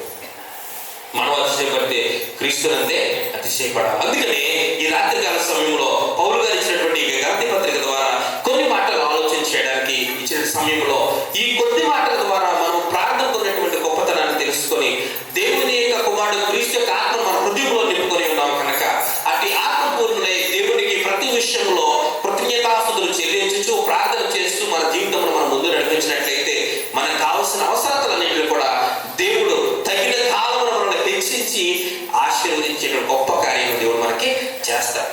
కనుక ఈ మాటలు మన హృదయంలో ఎప్పుడూ బలంగా ఉండాలని ఆశపడుతూ మీ వినికిడిలో, ఈ సంఘంలో, ఈ గ్రామంలో ఈ మాటలు బహుగా ఫలించాలని ఆశిస్తూ దేవుడికి కృతజ్ఞతలు తెలియజేస్తూ మీ అందరూ నా హృదయపరికి వందనాలు తెలియజేసిన మాటలు నేను ముగిస్తాను. దేవుడి మాటలు దీవించి ఆశీర్వదించిన గాక. ఆమేన్. అందరికీ వందనాలమ్మా. అందరూ బాగున్నారా? నేను తెలుసా మీకు ఎవరికైనా? ఎవరు? నేను తెలుసా మీకు ఎవరినైనా? తెలుసా? ఎందుకంటే దేవుని కృపను బట్టి పరిచయం చేసుకునేలాగంటే ఎప్పుడూ సాధారణంగా గాపర్ పౌరుగా తెలుసా? మీకెవరూ తెలుసు. ఈ యొక్క గ్రామంలో మొట్టమొదటిగా దైవ సేవకులుగా నిర్ణయింపబడిన వారు వృత్తులు, తంబుర వాయిద్యులు అంటున్నారు. గాపర్ పౌరు గారు ఈ గ్రామాన్ని ఎంతో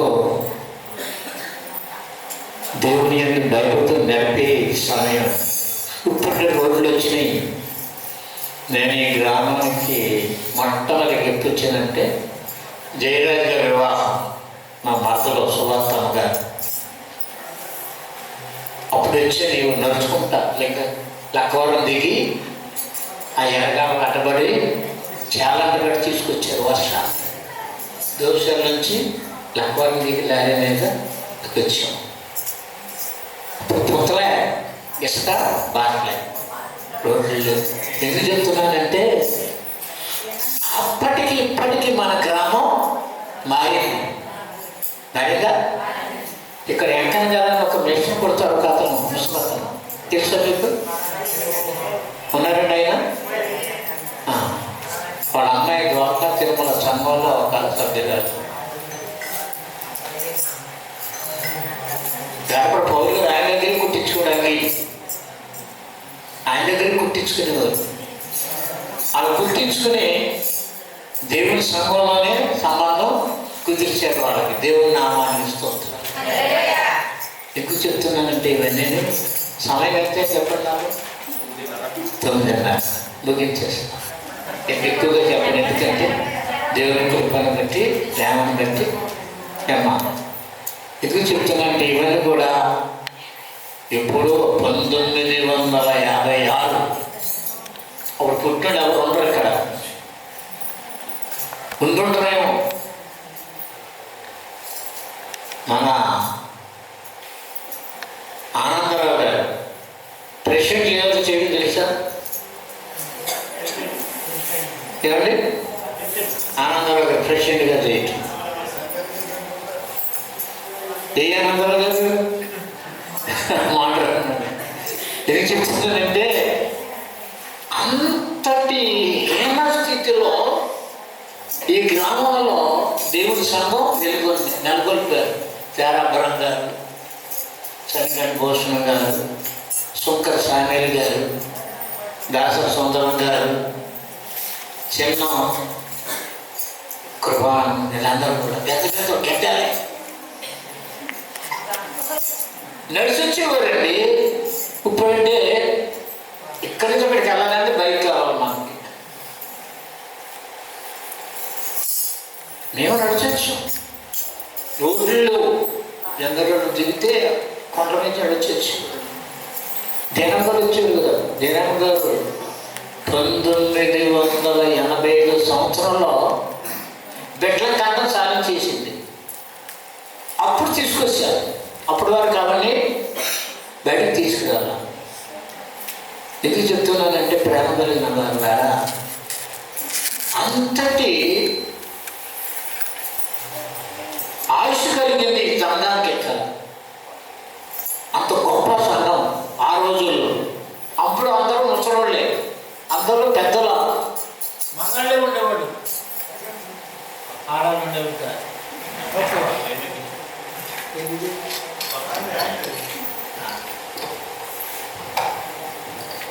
నేను ఇస్తే అన్నీ అయిపోతాయి. భయం అదే సాధారణ రాజు, దురాత్మరావు,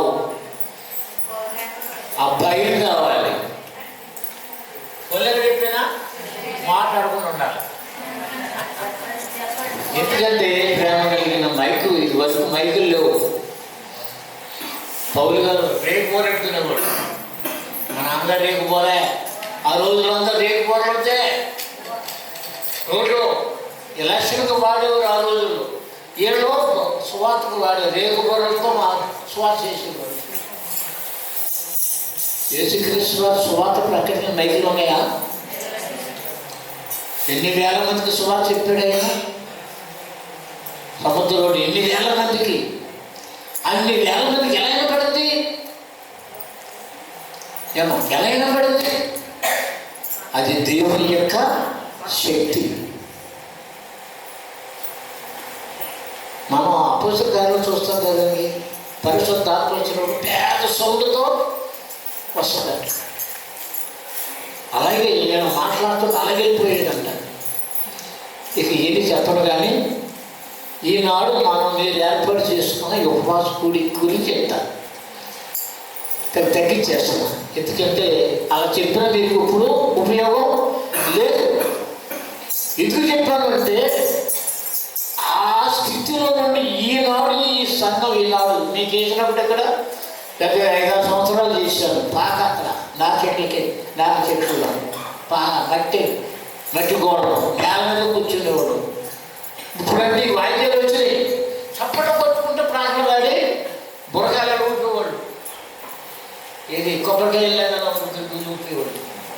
చిడతలు చప్పట్లు కొట్టకుండా ప్రాణ పాడేవాడు కాదు. ఈయన చప్పట్లు కొడతారు. నమ్మడు చేతులు నొప్పి వస్తాయి, మాకేస్తే మోకాలు నొప్పి వస్తాయి, ప్రార్థన చేస్తే నోరు నొప్పి వస్తుంది, పాటలు పడినా ఆయాసం వస్తుంది. ఆనాడు ఆ శక్తి ఇచ్చి ఎత్తికిచ్చేట దేవుడు, అది దేవుడి స్వరం. ఏ సన్న స్వరమన్నా నీవుడైనా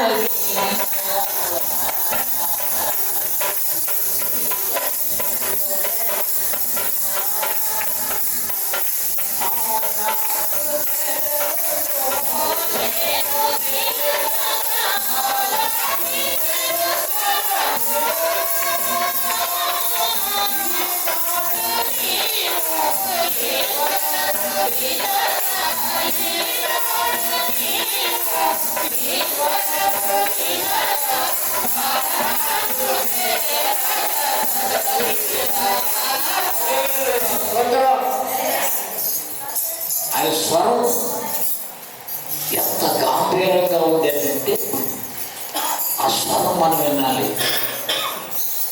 మైకిల్ పెట్టినా నాడు చెవులు గుళ్ళను బయటకు వస్తాయో కానీ వరదలకు వాక్యం వెళ్ళదు కదా. మరి ఈనాడు వచ్చేస్తా వాక్యం. ఉపవాసం ఎందుకు పెట్టుకుని ఉపవాసం ప్రార్థన ఎందుకు పెట్టారు? ఉపవాసం అంటే ఏంటి? ఎందుకు పెట్టారని చెప్పారు. ఉపవాసం అంటే ఏంటి? ఉపవాసం అంటే ఏంటి? ఉపవాస ప్రార్థన ఎలా చేయాలి? ఎందుకు చేయాలి? ఎలా చేయాలి? మీరు ఎవరైనా అచ్చున్నారా? అప్పులు ఎన్నో లేలే. అప్పు చేయడం తప్పు కాదు, తీర్చకపోవడం తప్పే కదా. ఇది చెప్తున్నా. ఎవరికైనా అచ్చున్నారా? అప్పు లేకుండా ఉన్నారా చెప్పండి. దేవునికి అప్పున్నాం మనం. అన్నింటిలో కూడా దేవునికి లేదని చెప్పగలమా? అన్నప్పుడు పెట్టుకొని ఉపవాసం ప్రార్థన చేస్తే మన ప్రార్థన వింటాడా? అపోస్తలుడైన పౌలు రోమా పత్రిక, అపోస్తలుడైన పౌలు రోమీయులకు రాసిన పత్రిక, ఇక్కడ దేవుని సంఘానికి వర్తమానం చెప్తా 13వ అధ్యాయము మనం దేవుడికి అచ్చున్నా రాస్తున్నాడు. అక్కడ 8వ వచనం త్వరగా టక్ తీయాలి. ఏమండి? ఒకరిని ఒకడు ప్రేమించుకునే విషయంలో తప్ప మరి ఏమీ ఎవరికి మీరు అచ్చుండో. దేవుని నామానికి స్తోత్రాలు. ఏం చేయకూడదు మనం? ఒకరిని ఒకరు ప్రేమించుకునే విషయంలో ఎవరికి అచ్చుండకూడదు. ప్రేమించాలా వద్దా? ప్రేమించని వాడు దేవుని వాడు కాదు. ప్రేమించబడాలి. ఎవరి చేత? దేవుని ప్రేమ ఇదిగో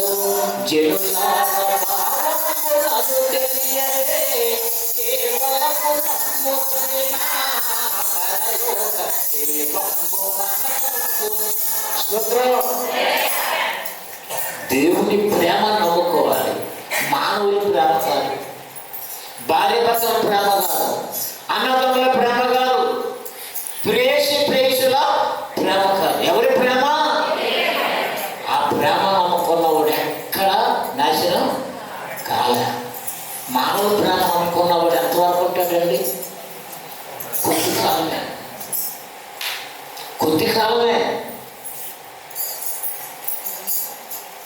నన్ను ప్రేమించి చాలా మంది, నేను చెప్తున్నాను, ప్రేమించి వివాహం చేసుకోవాలి, ప్రేమ చేసి ప్రేమించాలంటారు. నిజంగా నా విషయం ఒకటి చెప్తున్నాను. నేను వివాహానికి ముందు మా భార్యను చూడాల, వెళ్ళకూడదు కూడా తెలియదు. నేను అనకాపల్లిలో ఉన్నాను, ఆవిడ పాలకొల్లు చదువుకుంటాను. నాకు లెటర్ వచ్చింది, మీ పెళ్ళి ఫలానా తారీఖు అని. మా కొలీగ్స్ నన్ను హేళన చేశారు. ఆశ్చర్యమేనా? మీ పెళ్ళికి ఎవరు మీకు లెటర్ వచ్చిందా? ఏమా?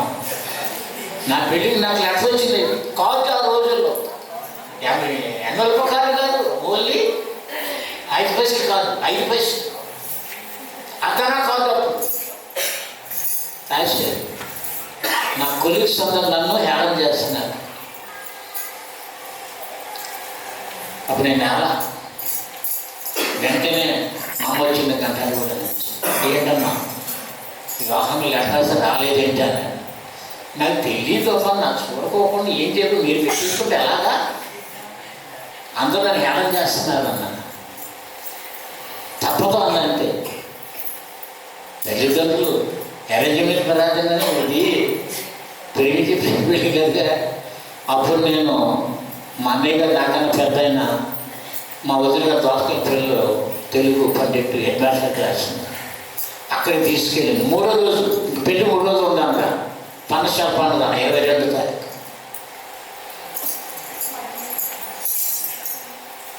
మొదటి రోజు 3 రోజులుగా దోసకాయ పైన పసుపు వేశారు నాకు. అక్కడి నుంచి గంటలు కూడా తీసుకొచ్చారు. 2వ రోజు అక్కడ పసుపు వేశారు. 3వ రోజు పెళ్లి బియ్యంలో తీసుకొచ్చారు. అక్కడ పసుపు వేశారు. తేరాపరంగా పెళ్లి పెట్టి కూర్చున్నారు. మనం బల్లే కుర్చీలు కాదు, ఇలా బాగా బల్లేసి బాగా కూర్చోబెట్టారు. ముసుగు తీశారు. చూస్తావా అన్నాడు. ఏం చూడండి, అప్పుడు చూసి మాకు ఇప్పుడు చూసుకో చూసుకోరాదు అన్నాడు. ఇప్పుడు చూడలేదన్నాడు అన్న. ఆ మొక్కలే చూడలేదన్న. మరి ఎట్టగా నా తల్లిదండ్రులు నా యొక్క బాగోగులు కోరి చూసిన సంబంధం. నిజంగా నేను అనుకున్నా. యోగు గారు చెప్పారు. యోగు గారు వివాహం జరిగిన తర్వాత అత్తి సొమ్ము లేదు, పుట్టిన సొమ్ము లేదు వాళ్ళకి. దేవుడు వారిని అలాగే మాకు కూడా ఓడించి చేసుకున్నాను నేను. వేణమ్మ గారిని డబ్బి చేతులు అప్పుడు కట్నాలు లేవు. ఓడించి మా అన్యులైతే నాగరమని జడగంటలని రకరకాలు చెప్పేవాడు. మరి మా నాన్న ఇచ్చారు తెలియదు కానీ చెవులు మాత్రం రింగులు పెట్టారు. చెవులు చూసాం కదా, తలగట్లా కదా, చెవులు రింగులు. ఓహో, రింగులు పెట్టారా? ఎందుకు చెప్తుందంటే ప్రేమ, దేవుని యందు నమ్మకమైన వాడు ఎలా పోతుంది. అందుచేత నాకు జనమ్మ గారు నువ్వు తేలేదు, ఏం తేలేదు. మన బ్రతుకులు 4 ఆడపిల్లలు, కొడుకు ఎలా దేవుడే చేస్తాడులే అనేవాడు. దేవుడే చూస్తాడులే. మా పిల్లలకి ఎక్కడ ఏ లోటు కలకోకుండా దేవుడు వివాహాలు. ఎందుకంటే మాకు ఆస్తులు లేవు, ఎటు రాలా. అయినా మేము దేవుడు ఎప్పుడు తెలుసు మాకు, మీ యొక్క దాంపత్యం ఒత్తిల్లి ఈ లోకములో మీ బంధువుల కన్నా మిమ్మల్ని ఎక్కువగా గొప్పగా చేస్తాను. అలాగే చేశాడు మామూలు. ఈ మాట ఏం చెప్తున్నానంటే, దేవుని యొక్క మహాకృపను బట్టి మనము ప్రార్థన చేస్తున్నప్పుడు ఎలాంటి స్థితిలో కలిగి ఉండాలి అంటే, ముందుగా మన తప్పులు మనము ఒప్పుకోవాలి. మన నీళ్ళకి వచ్చేసి. ఎందుకంటే ఉపవాస ప్రార్థన పరిశుద్ధ గ్రంథాల్లో భయంకరంగా రాశాడు. ఏ గ్రంథంలో ఉందండి ఉపవాస ప్రార్థన గురించి? ఏ గ్రంథంలో రాశాడు చెప్పండి. ఏమండి? ఎక్కడండి? నాకు వినపడదు. నీనివే పట్టణములో ఉపవాస ప్రార్థన గురించి రాశాడు.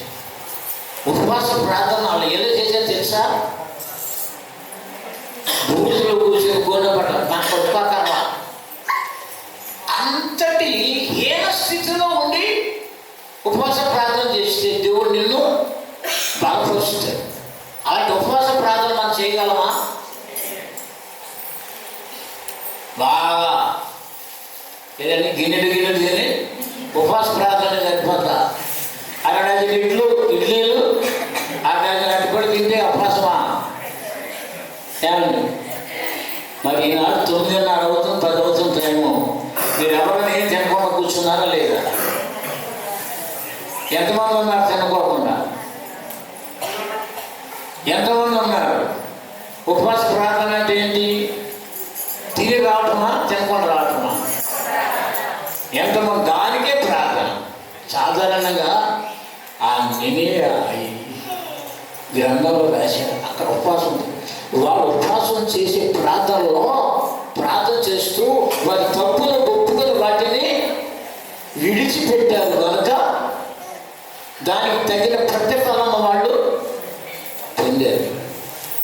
ఇప్పుడు మనం ఉపవాస ప్రార్థన చేస్తున్నామంటే మన తప్పులు మనము ఒప్పుకుంటున్నాం కానీ విడిచిపెట్టగా ఏమా ఒప్పుకుంటాం. బట్ట మార్చిపోయి ఇచ్చి చాలా వర్గంగా పట్టేసుకుంటాం.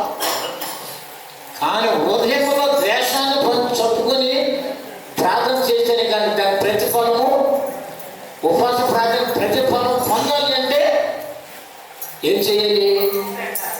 తప్పులు ఒప్పుకోవాలి, సహోదరుని ప్రేమించాలి. ప్రేమించని వాడు ప్రార్థన చేసిన ప్రతిఫలము దక్కదు. మన ప్రభువు రక్షకుడు యేసుక్రీస్తు వారు మొట్టమొదటి ప్రసంగం చేసినటువంటి మత్తయి సువార్త 5వ అధ్యాయంలో 41-42 చదవండి ఒకసారి. 5వ అధ్యాయంలో ఎవడైనను ఒక్క చదవందమ్మా, 2 ఛానల్ అయితే అలా కనపడదు. ఎవడైనను నీ మీద దెబ్బలాడి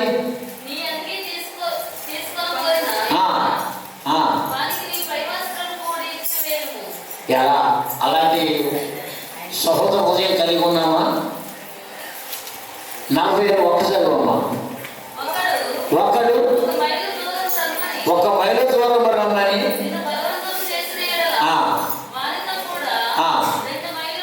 వెళ్ళగలవా? అడుగువానికి నీ ముఖము.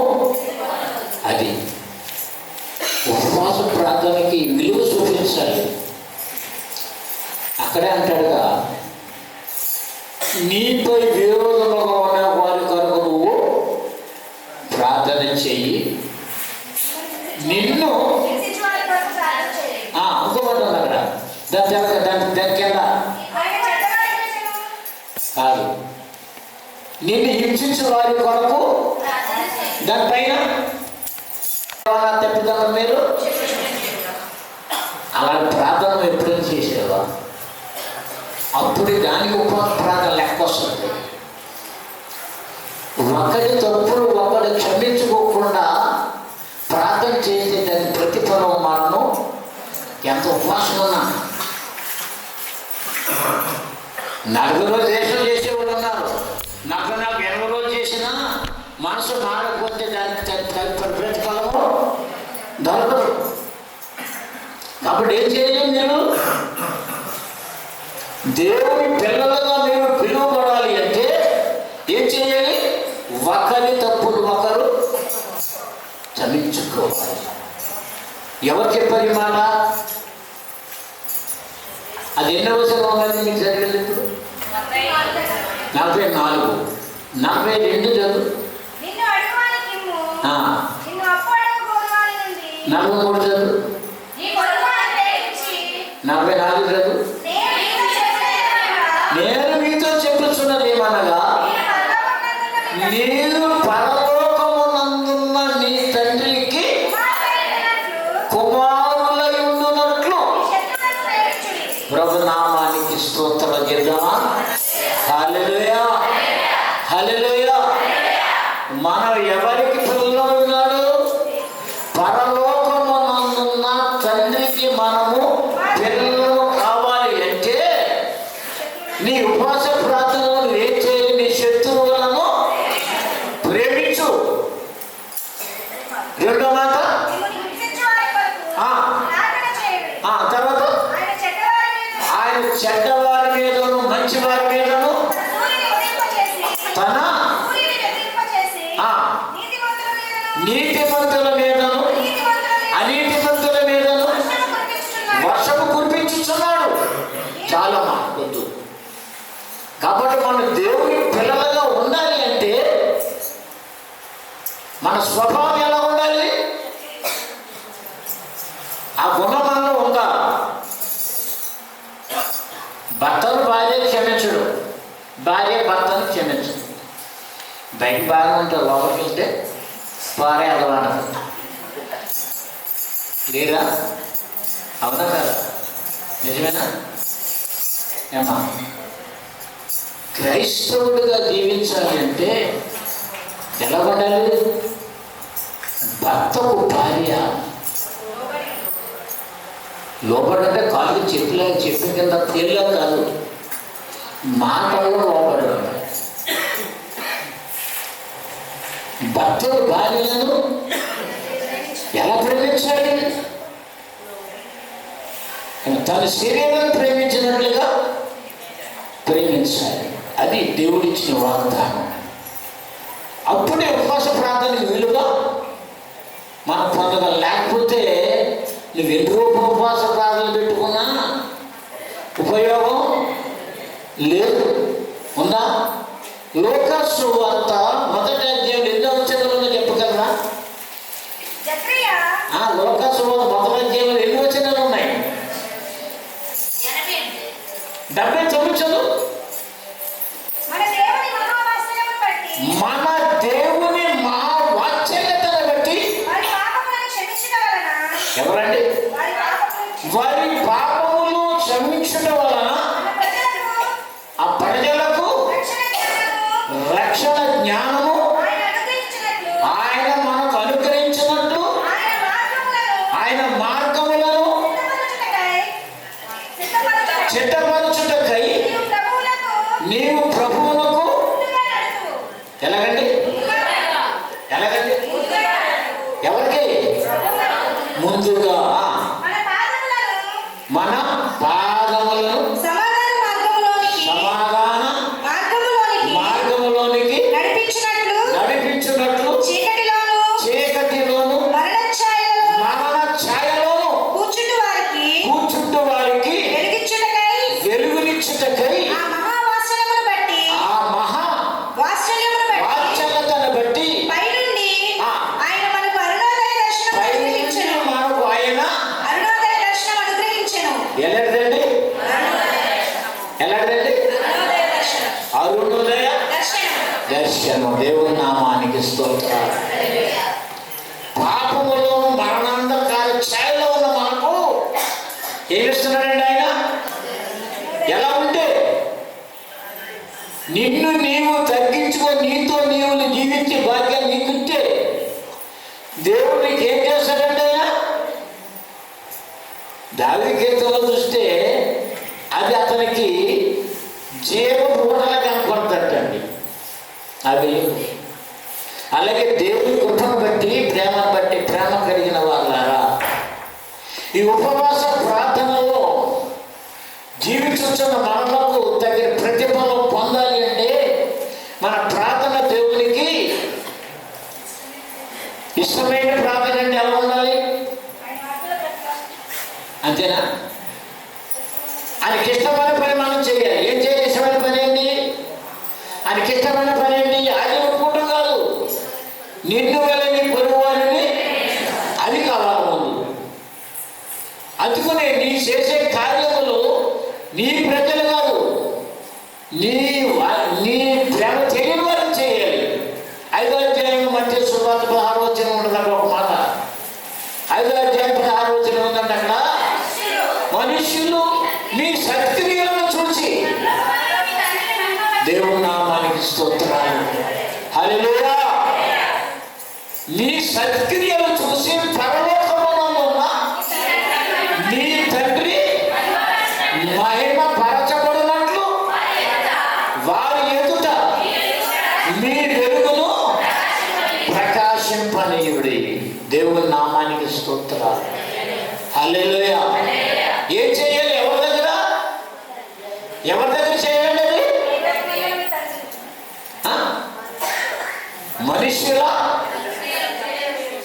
మనుషుల చదువు అర్థమవుతుంది నీకు. ఎవరు పడతారండి? అర్థమవుతుంది.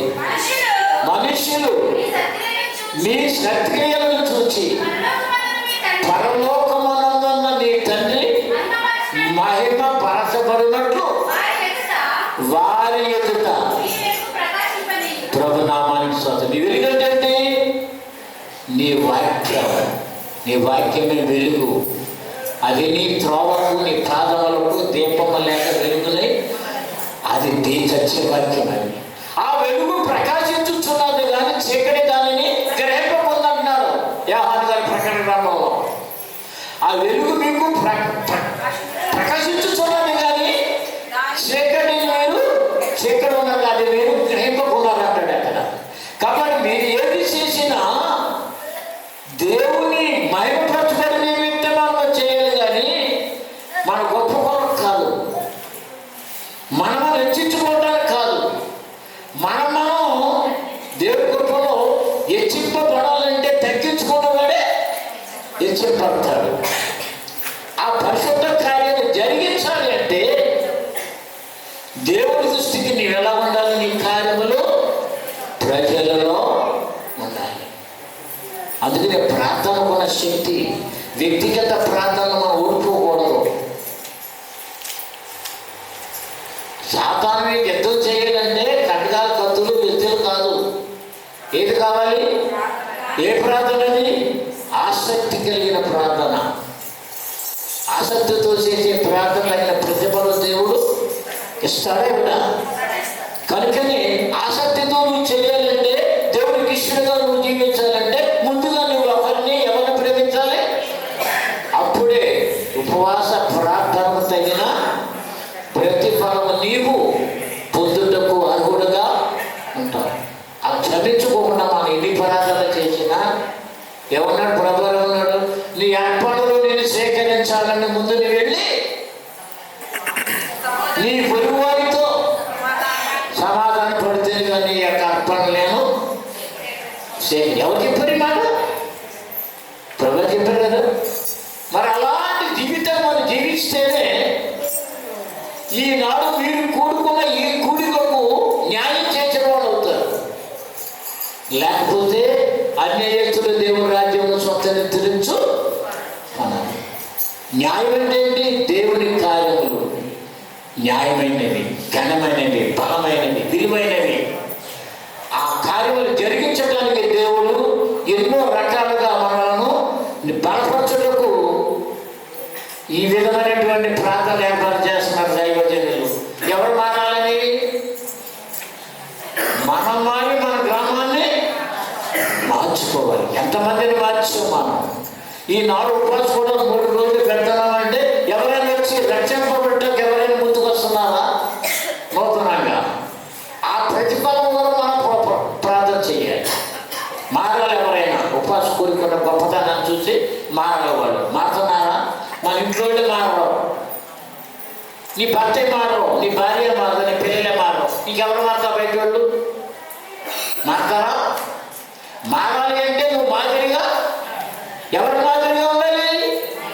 ముందుగా నీ కుటుంబానికి మాదిరిగా ఉండు, అప్పుడు నీ సంఘానికి మాదిరిగా ఉండు, అప్పుడు గ్రామానికి మాదిరిగా ఉండు. దాని ప్రతిఫలం దేవుడు ఏం చేస్తాడంటే ఒకరిని పంపుతాడు. చాలా అన్యోన్యత కలిగి జీవితున్నాడు, ఐక్యత కలిగిన జీవితున్నాడు. వాడు మారాలంటే మనం వాళ్ళకి మాదిరిగా ఉండాలి. ఎవరికి మాదిరిగా? ప్రభువు నాకు మాదిరిగా. ఆ మాదిరి లేకపోతే ఎవరూ నూతనంగా రాలేరు. ప్రేమ కలిగిన వాళ్ళారా, ఇది ఆ రైస్ మిల్ దగ్గర చెరువులో బాప్తీసం ఇచ్చేవాడు నేను. రైస్ మిల్ దగ్గర చెరువులో బాప్తీసాలు ఇచ్చా. పాటలు పాడుకుంటూ వెళ్తుంది. ఏంటిదంటే రక్షణ వాక్యంలో వాడు పాలు పొందుతున్నారు. అలా పొందితేనే అలా ముద్ర పొందితేనే రక్షింపబడ్డకు వీరు అర్హులు కాదని చాలా మంది వెంబడించేవారు. ఆ మిల్ దగ్గర రైస్ మిల్ దగ్గర వచ్చారు, గుర్తులేదు. అలాంటి జీవితంలో జీవిస్తే ఒకరు మారాలి. రేషపు గారు ఎంతో ఖర్చు మీరు పెట్టి ఆయన పెట్టినా నిద్రాహారాలు మానుకొని ఇక్కడ ఉండి పరిచయం చేస్తున్నాడు. దాని ప్రతిఫలము సంఘం ఎలా ఉండాలండి? దినదినము ప్రవృత్తి అభివృద్ధి పొందాలి. దేంట్లో? వాక్యంలో పొందాలి. ముందుగా వాక్యమైన కంఠములు గ్రహించాలి, వాక్య సారం సత్యాన్ని గ్రహించాలి. వాక్యం లేకపోతే దేవుని యొక్క మనము జీవించలేము. వాక్యమే మనకు ఆధారం. అటు వాక్యాన్ని బట్టి మనం బ్రతకాలంటే దేవునికి శక్తి మనకు అవసరమైన. అప్పుడే ఉపవాస ప్రార్థనకు తగిన ప్రతిఫలము దేవుడు మనకి ఇస్తాడు. ఇస్తాడు అంటే ఎలా ఉండాలి? మనం దేవునికి మాదిరిగా ఉండాలి. మాదిరిగా లేకపోతే దేవుని బిడ్డలుగా మనము ఎదగలేము. ఒక తల్లి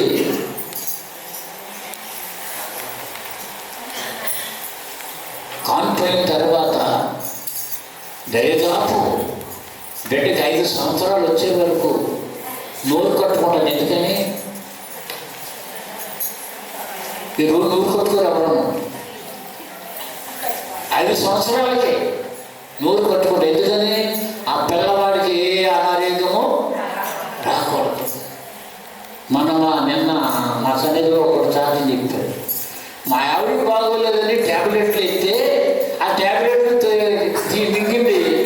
ఆ ట్యాబ్లెట్ పాలు తాగి మా పిల్లకి జ్వరం వచ్చింది అన్నాడు. ఆహార నియమాలు పాటించాడు. ఎందుకు పాటిస్తాడంటే పిల్లలు అనారోగ్యంగా ఉండకూడదు. అలాగే దేవుని పిల్లలమైన మనం దేవుడి పిల్లలు ఎదగాలి అంటే ఎలా జీవించాలంటే వాక్యమైన ఆహారంలో మనము ఉండాలి. అందుచేత ప్రభు అన్నాడు, మొదటి రొట్టె వలన కాదు దేవుని ఎంతమంది దానిని అనుసరించి పొందుతారని నాడు. ఎంతమంది మనం దానికి సపోర్టుగా ఈనాడు ఉపవాస ప్రార్థన ప్రతిఫలం పొందాలంటే సమయం కాదు, సన్నిధి కాదు. ఒక వ్యక్తిని మార్చగలము ఈ మీటింగ్ ద్వారా, ఉపవాస కోట్ల ద్వారా ఒక వ్యక్తిని మార్చడానికి ప్రయత్నం చేయండి. అప్పుడు దానికి ప్రతిఫలం జరుగుతుంది. ఏదో అయిపోయింది, 3 నెలలు అయిపోయింది మళ్ళీ 10 సంవత్సరాలు వస్తున్నాయి. ఏదో పెడతాడు, ఏదో పెడతాడు ఆయన. ఖాళీగా ఉన్నాడు యమచుడు కూడా. ఎందుకు పెడతాడైనా? నీలో ఏం పెరగాలి? వాక్యము ఎదగాలి. యేసుక్రీస్తుని విశ్వాసము ఎదగాలి. కనుక ఎన్నో రకరకాలైనటువంటి ఏర్పాటు చేస్తాను ఉంటాడు ఆయన ఏదో విధంగా. మనము దేవుడి కృపలు ఎదగాలి. అందుకని నేను మంచి గొర్రెలే కాపరి. అలాగే ఈనాడు మీరందరూ గొప్పగా ఉండాలని ఇలాంటి ఏర్పాటు చేస్తున్నారంటే మనము కోపంతో తెచ్చుకోవాలి. దానికి సహకరించాలి. ఎవరి కొరకని? ప్రార్థన ఎవరి కొరకు? మన కొరకే, మన బిడ్డల కొరకే, మన కుటుంబాల కొరకే, మన సంఘం కొరకే, మన గ్రామం కొరకే, మన బంధువుల కొరకే, మన స్నేహితుల కొరకే, మన సహవాసుల కొరకే ఈ కూటాలు బలంగా వాడబడతాయి. ఆ ప్రకారంగా జీవించాలి అంటే మనం ఎలా ఉండాలి? దేవుని యందు నమ్మకస్తులమై ఉండాలి. ప్రార్థన చేసేటప్పుడు మనం ఎలా ఉండాలి? ఒకసారి ఫిలిప్పీయులకు రాసిన పత్రిక 4వ అధ్యాయము, అపోస్తలుడైన పౌలు ఫిలిప్పీయులకు రాసిన పత్రిక 4వ అధ్యాయము 15 చూడండి. 15 సువార్తను నేను బోధింపనారంభించి మాసిదోనియాలో నుండి వచ్చినప్పుడు ఫిలిప్పీ 4:15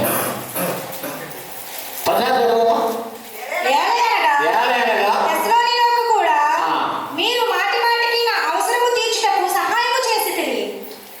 చెప్పాను, పొరపాటు చెప్పాను. దేవుని నామానికి స్తోత్రాలు. హల్లెలూయా. ప్రేమ కలిగిన ప్రియమైన సహోదరి సహోదరులారా, ఎఫెసీయులకు రాసిన పత్రిక 4వ అధ్యాయము 13 చదవండి.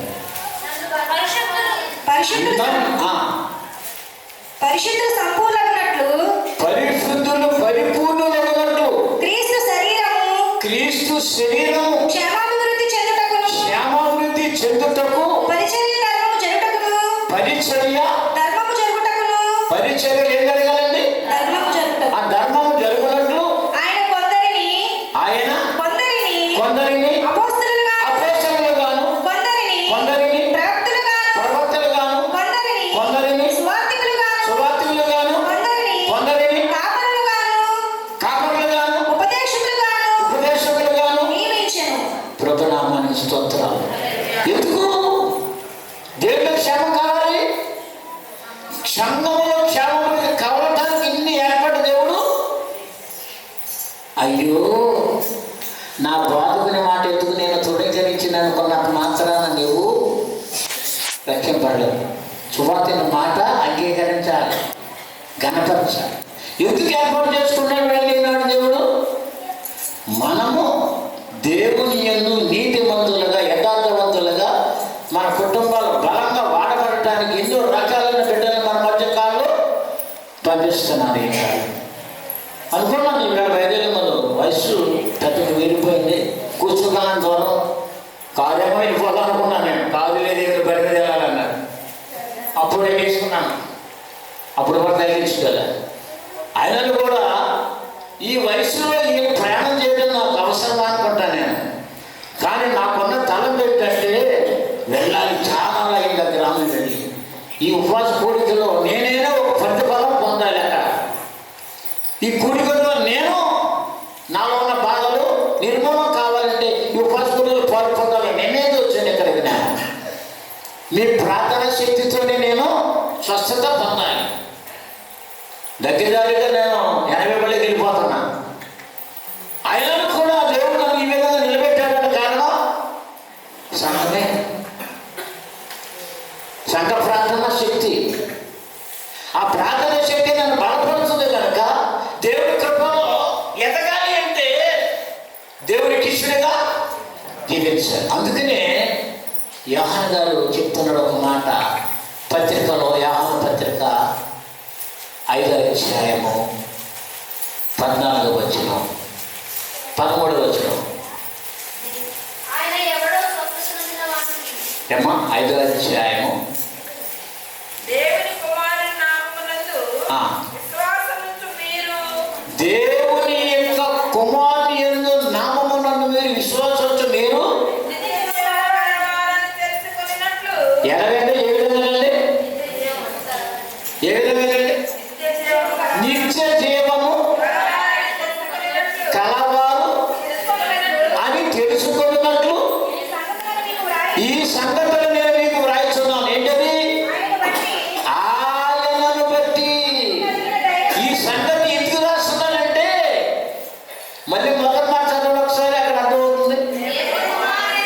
దేవుని కుమారుని నామమునందు విశ్వాసము చూస్తున్న మీరు నిత్య జీవము కలవాలని మీరు తెలుసుకున్నట్లు నేను ఈ సంగతులు మీకు ఏం రాస్తున్నారు అక్కడ?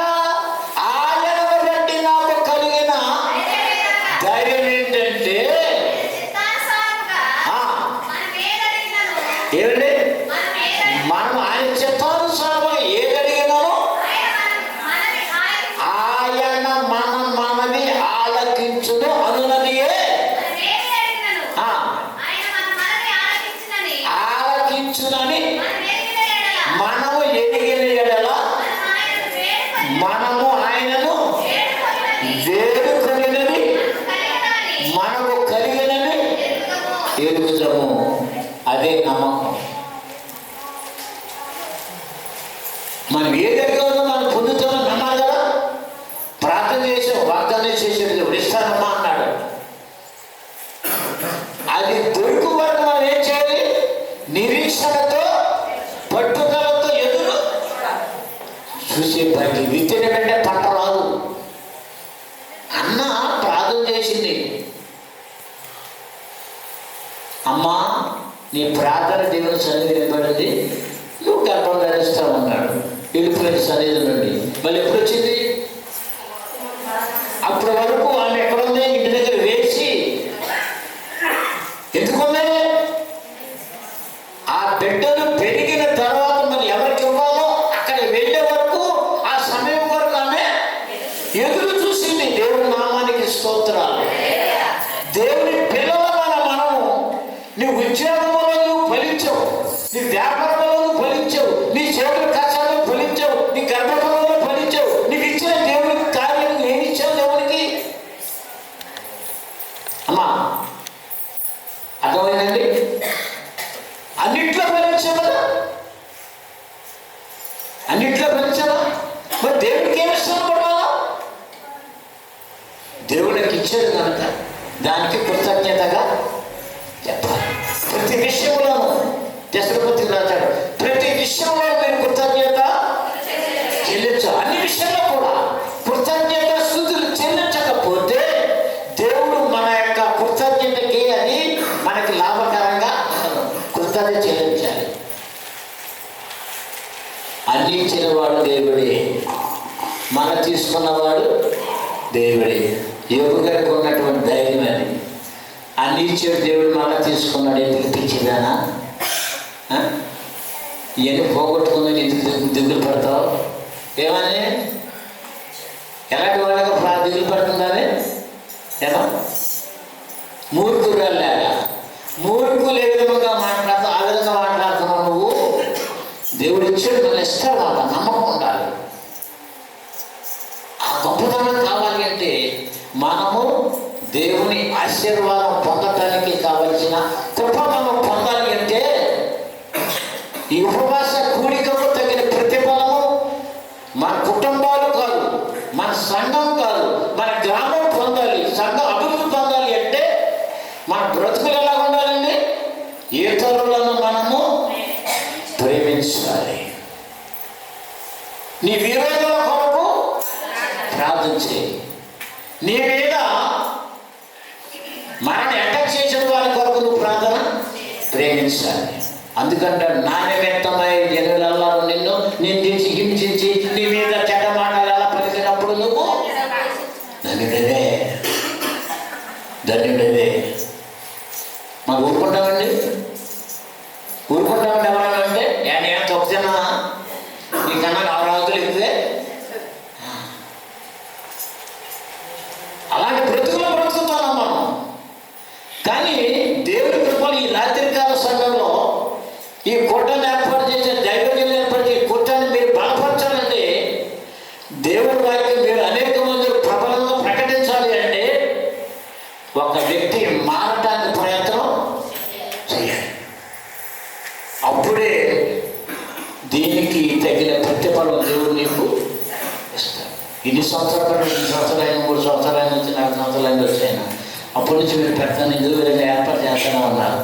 ఎంతమంది వచ్చారు ప్రవర్తనంగా? ఎంతమంది బాప్తిస్ట్ ఇచ్చారు ఆయన? ఎంతమంది వచ్చారు కొత్తగా? మాట్లాడలేదు. ఇందాక మా అబ్బాయి బంధువులు మీరు కట్టుకున్నారు, ఇది కట్టుకున్నాం మనం అంటారు కాదు. సర్వజనులకు ఇది ప్రార్థనా మందిరం అనబడాలని, ఈ మందిరం చేసే ప్రార్థనకు అనేక మంది ప్రతిఫలము పొందాలని, ఈ మందిరం ద్వారా ఈ గ్రామం రక్షింపబడాలని అనేక మంది దీనిలో కూడుకున్న ఆయన నామాన్ని ఘనపరిచే భాగ్యం పొందడానికి మనం కట్టాం. మన పిల్లలు దీనిలో ఎదుగుతారు మనం లేకపోయినా. ఆ విధమైన ఆశీర్వాదం పొందాలి అంటే దేవుడి కృపను మనము ఎదగాలి. అది దేవుడు ఇచ్చిన మాట, నేను ఇచ్చిన మాట కాదు అది. కాబట్టి ప్రేమ కలిగిన వాళ్ళ సమయం చాలా అయిపోయింది కనుక ఒక మాట పూర్తి చేస్తాను. నేను ఒకే ఒక మాట ఏంటంటే దేవుని కృపను బట్టి, ప్రేమను బట్టి దేవుని వాక్యం ఎదగరాలి. మనం వాక్యమైన సత్యంలో జీవించాలి, అంతేనా అమ్మా? కాబట్టి ప్రేమ కలిగిన వాళ్ళ ప్రియ సహోదరి సహోదరులారా, తిమోతికి రాసిన మొదటి పత్రిక 3వ అధ్యాయము 15వ వచనం వీరందరికీ విధించినది, నేను ఆలస్యము చేసిన ఎడల దేవుని మందిరములో అనగా జీవము గల దేవుని సంఘములో జనులు ఎలాగూ ప్రవర్తింపవలయునో అది నీకు తెలియవలయునని ఈ సంగతులను నేను మీకు దేవుని నామానికి స్తోత్రాలు. మనం ఎలా పెరగాలి దేవుని సన్నిధిలో, సంఘంలో? ఇది జీవగల సంఘమా? సంఘమే కదా ఏమన్నా? సంఘమైన జీవగల సంఘమేనా? అన్ని చర్చలు సంఘాల.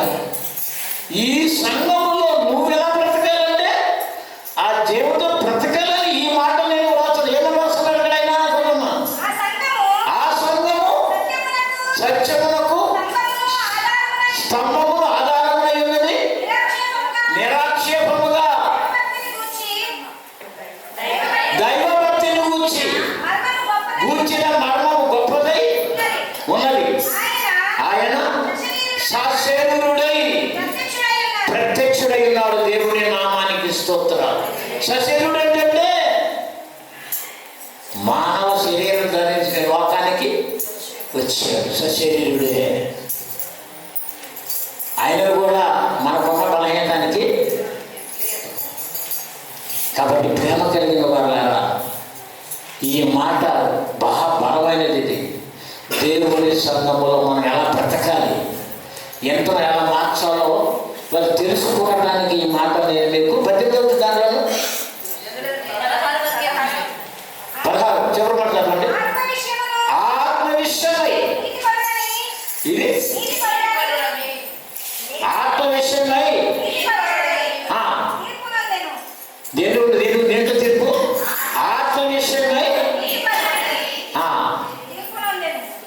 నాకు అర్థం కాలేదు మాట.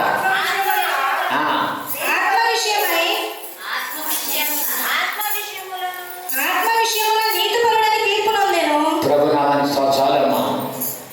దేంట్లో నీతి పరుడు నువ్వు? శరీర సంబంధమా? ఈ సంగతులను బట్టి నీవు ఆత్మ విషయంలో నీతి పరుడని దేవుడు నిర్ణయించుకున్నాడు. శరీర విషయంలో కాదు, ఆత్మ విషయమై దేవులైన వారు అది నీతిమంతుడిగా తీర్చబడ్డాలంటే దేవుడి కృపలో నువ్వు ఈ సంగతులను బట్టి నీతిమంతుడిగా తీర్చబడాలి. అబ్రహాము నీతిమంతుడిగా తీర్చబడ్డాడు. ఎందుకని? అతను దేవుడిని నమ్మాడు కనుక, ఆయన చెప్పినట్టుగా చేశాను కనుక నీతిమంతుడిగా అతన్ని తీర్చుకున్నాడు. మరి ఈ నీతిమంతుడు నువ్వు తీర్చబడాలి అంటే ఈ సంగతులు నువ్వు జాగరూకుడిపై జరిగించడానికి నువ్వు ఏమాత్రం వెనుకడుగు లేకుండా బ్రతకటానికి నువ్వు సిద్ధపడితే ఇది దేవుని కుమారుడు రెండో రాకడ సమయం. ఏ జామో ఏ గడి ఏ దినమో మనకు తెలియదు. సిద్ధపడుమా ఓ సంగమా, క్రీస్తు వచ్చు వేళ వేసి ఉందోమా. హల్లెలూయా. కాబట్టి నువ్వు ఎలా ఉన్నప్పుడు చివరి మాట, నువ్వు ఎలా ఉన్నావు ఇప్పుడు? నువ్వు ఎలా ఉన్నావు? నువ్వు ఒక్కసారి నేను ఎలా ఉన్నాను? వెచ్చగా ఉన్నావా, చల్లగా ఉన్నావా? ఎలా ఉన్నావు నువ్వు? నువ్వు వెచ్చగా ఉన్నావు కనుక నేను నిన్ను ఏ స్థితిలో ఉండాలి? ఇప్పుడు నీవు వెచ్చగా ఉంటావా, చల్లగా ఉంటావా?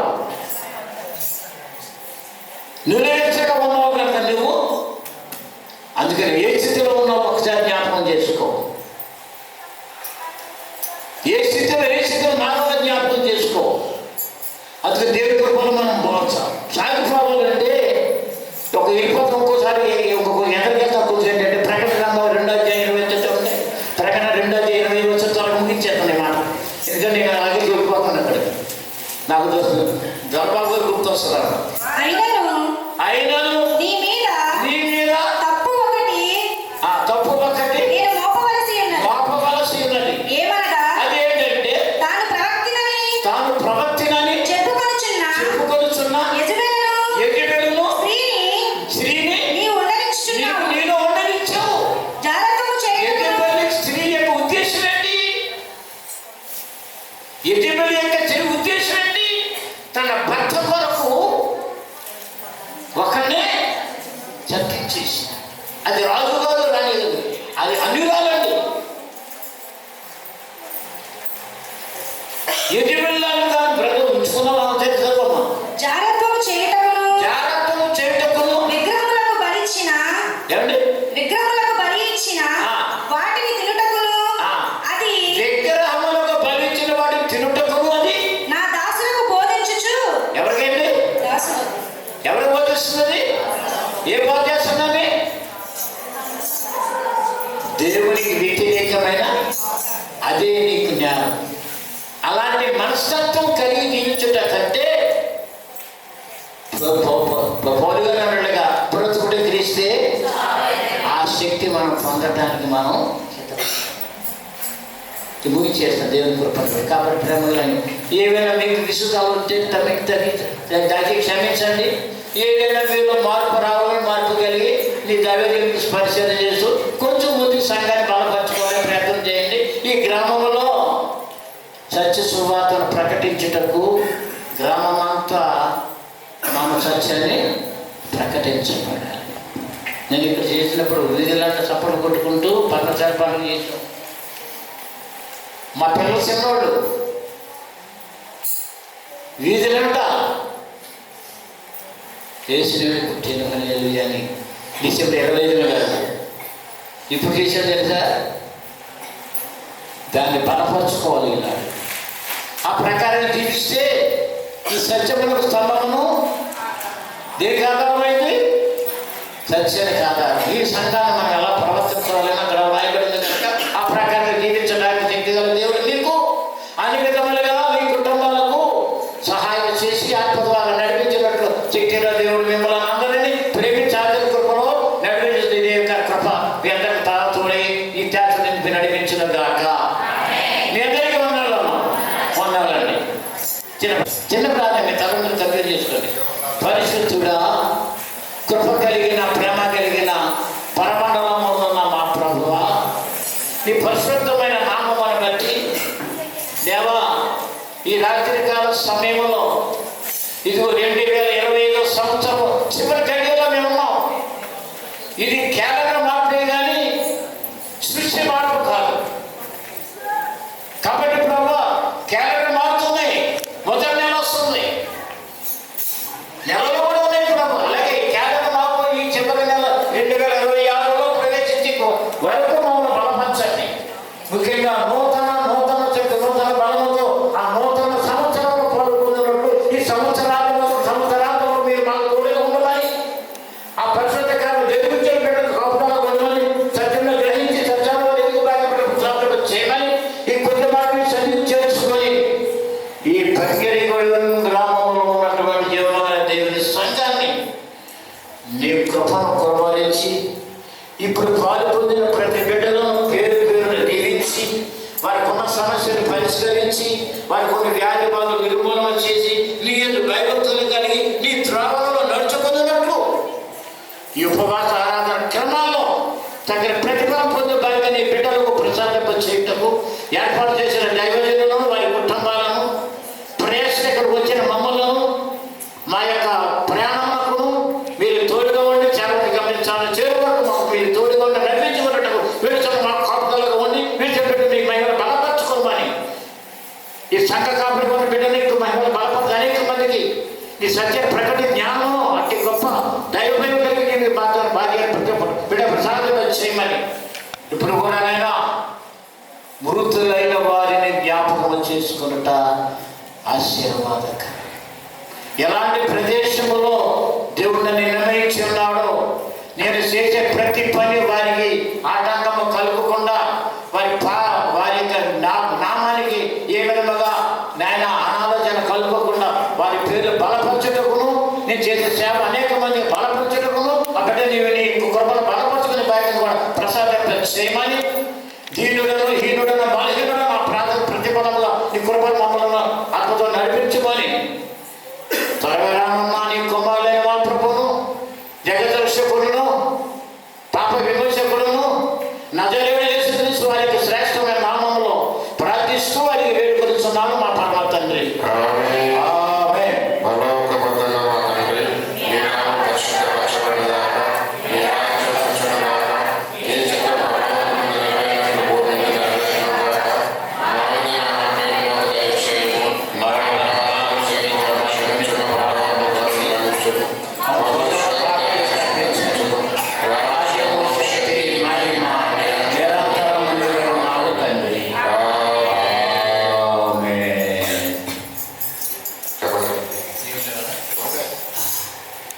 పరమ తండ్రి అయిన దేవుని ప్రేమ, ఆయన ద్వితీయ కుమారుడు, ఈ శక పురుషుడు, మన ప్రధాన యాజకుడు, మన పాప విమోచకుడునైన నజరేతు వారి యేసుక్రీస్తు వారి యొక్క కృపా కనికరములతో పాటు దేవా మీ నుండి వచ్చుతున్న పరిశుద్ధాత్మ శక్తి ఈ దినముని చదిలో కూడుకుని ప్రతి బిడ్డను పేరున దీవించి ఆశీర్వదించి వారికి ఉన్నటువంటి బలను తగ్గించి ఈ విశ్వాసంలో కొనసాగినట్లు మాదిరిగా జీవిత భాగ్యని బిడ్డలకు ప్రసాదం చేయటకు వారికి వారి కుటుంబాలకు నడిపించు దైవదేవిని వారి కుటుంబానికి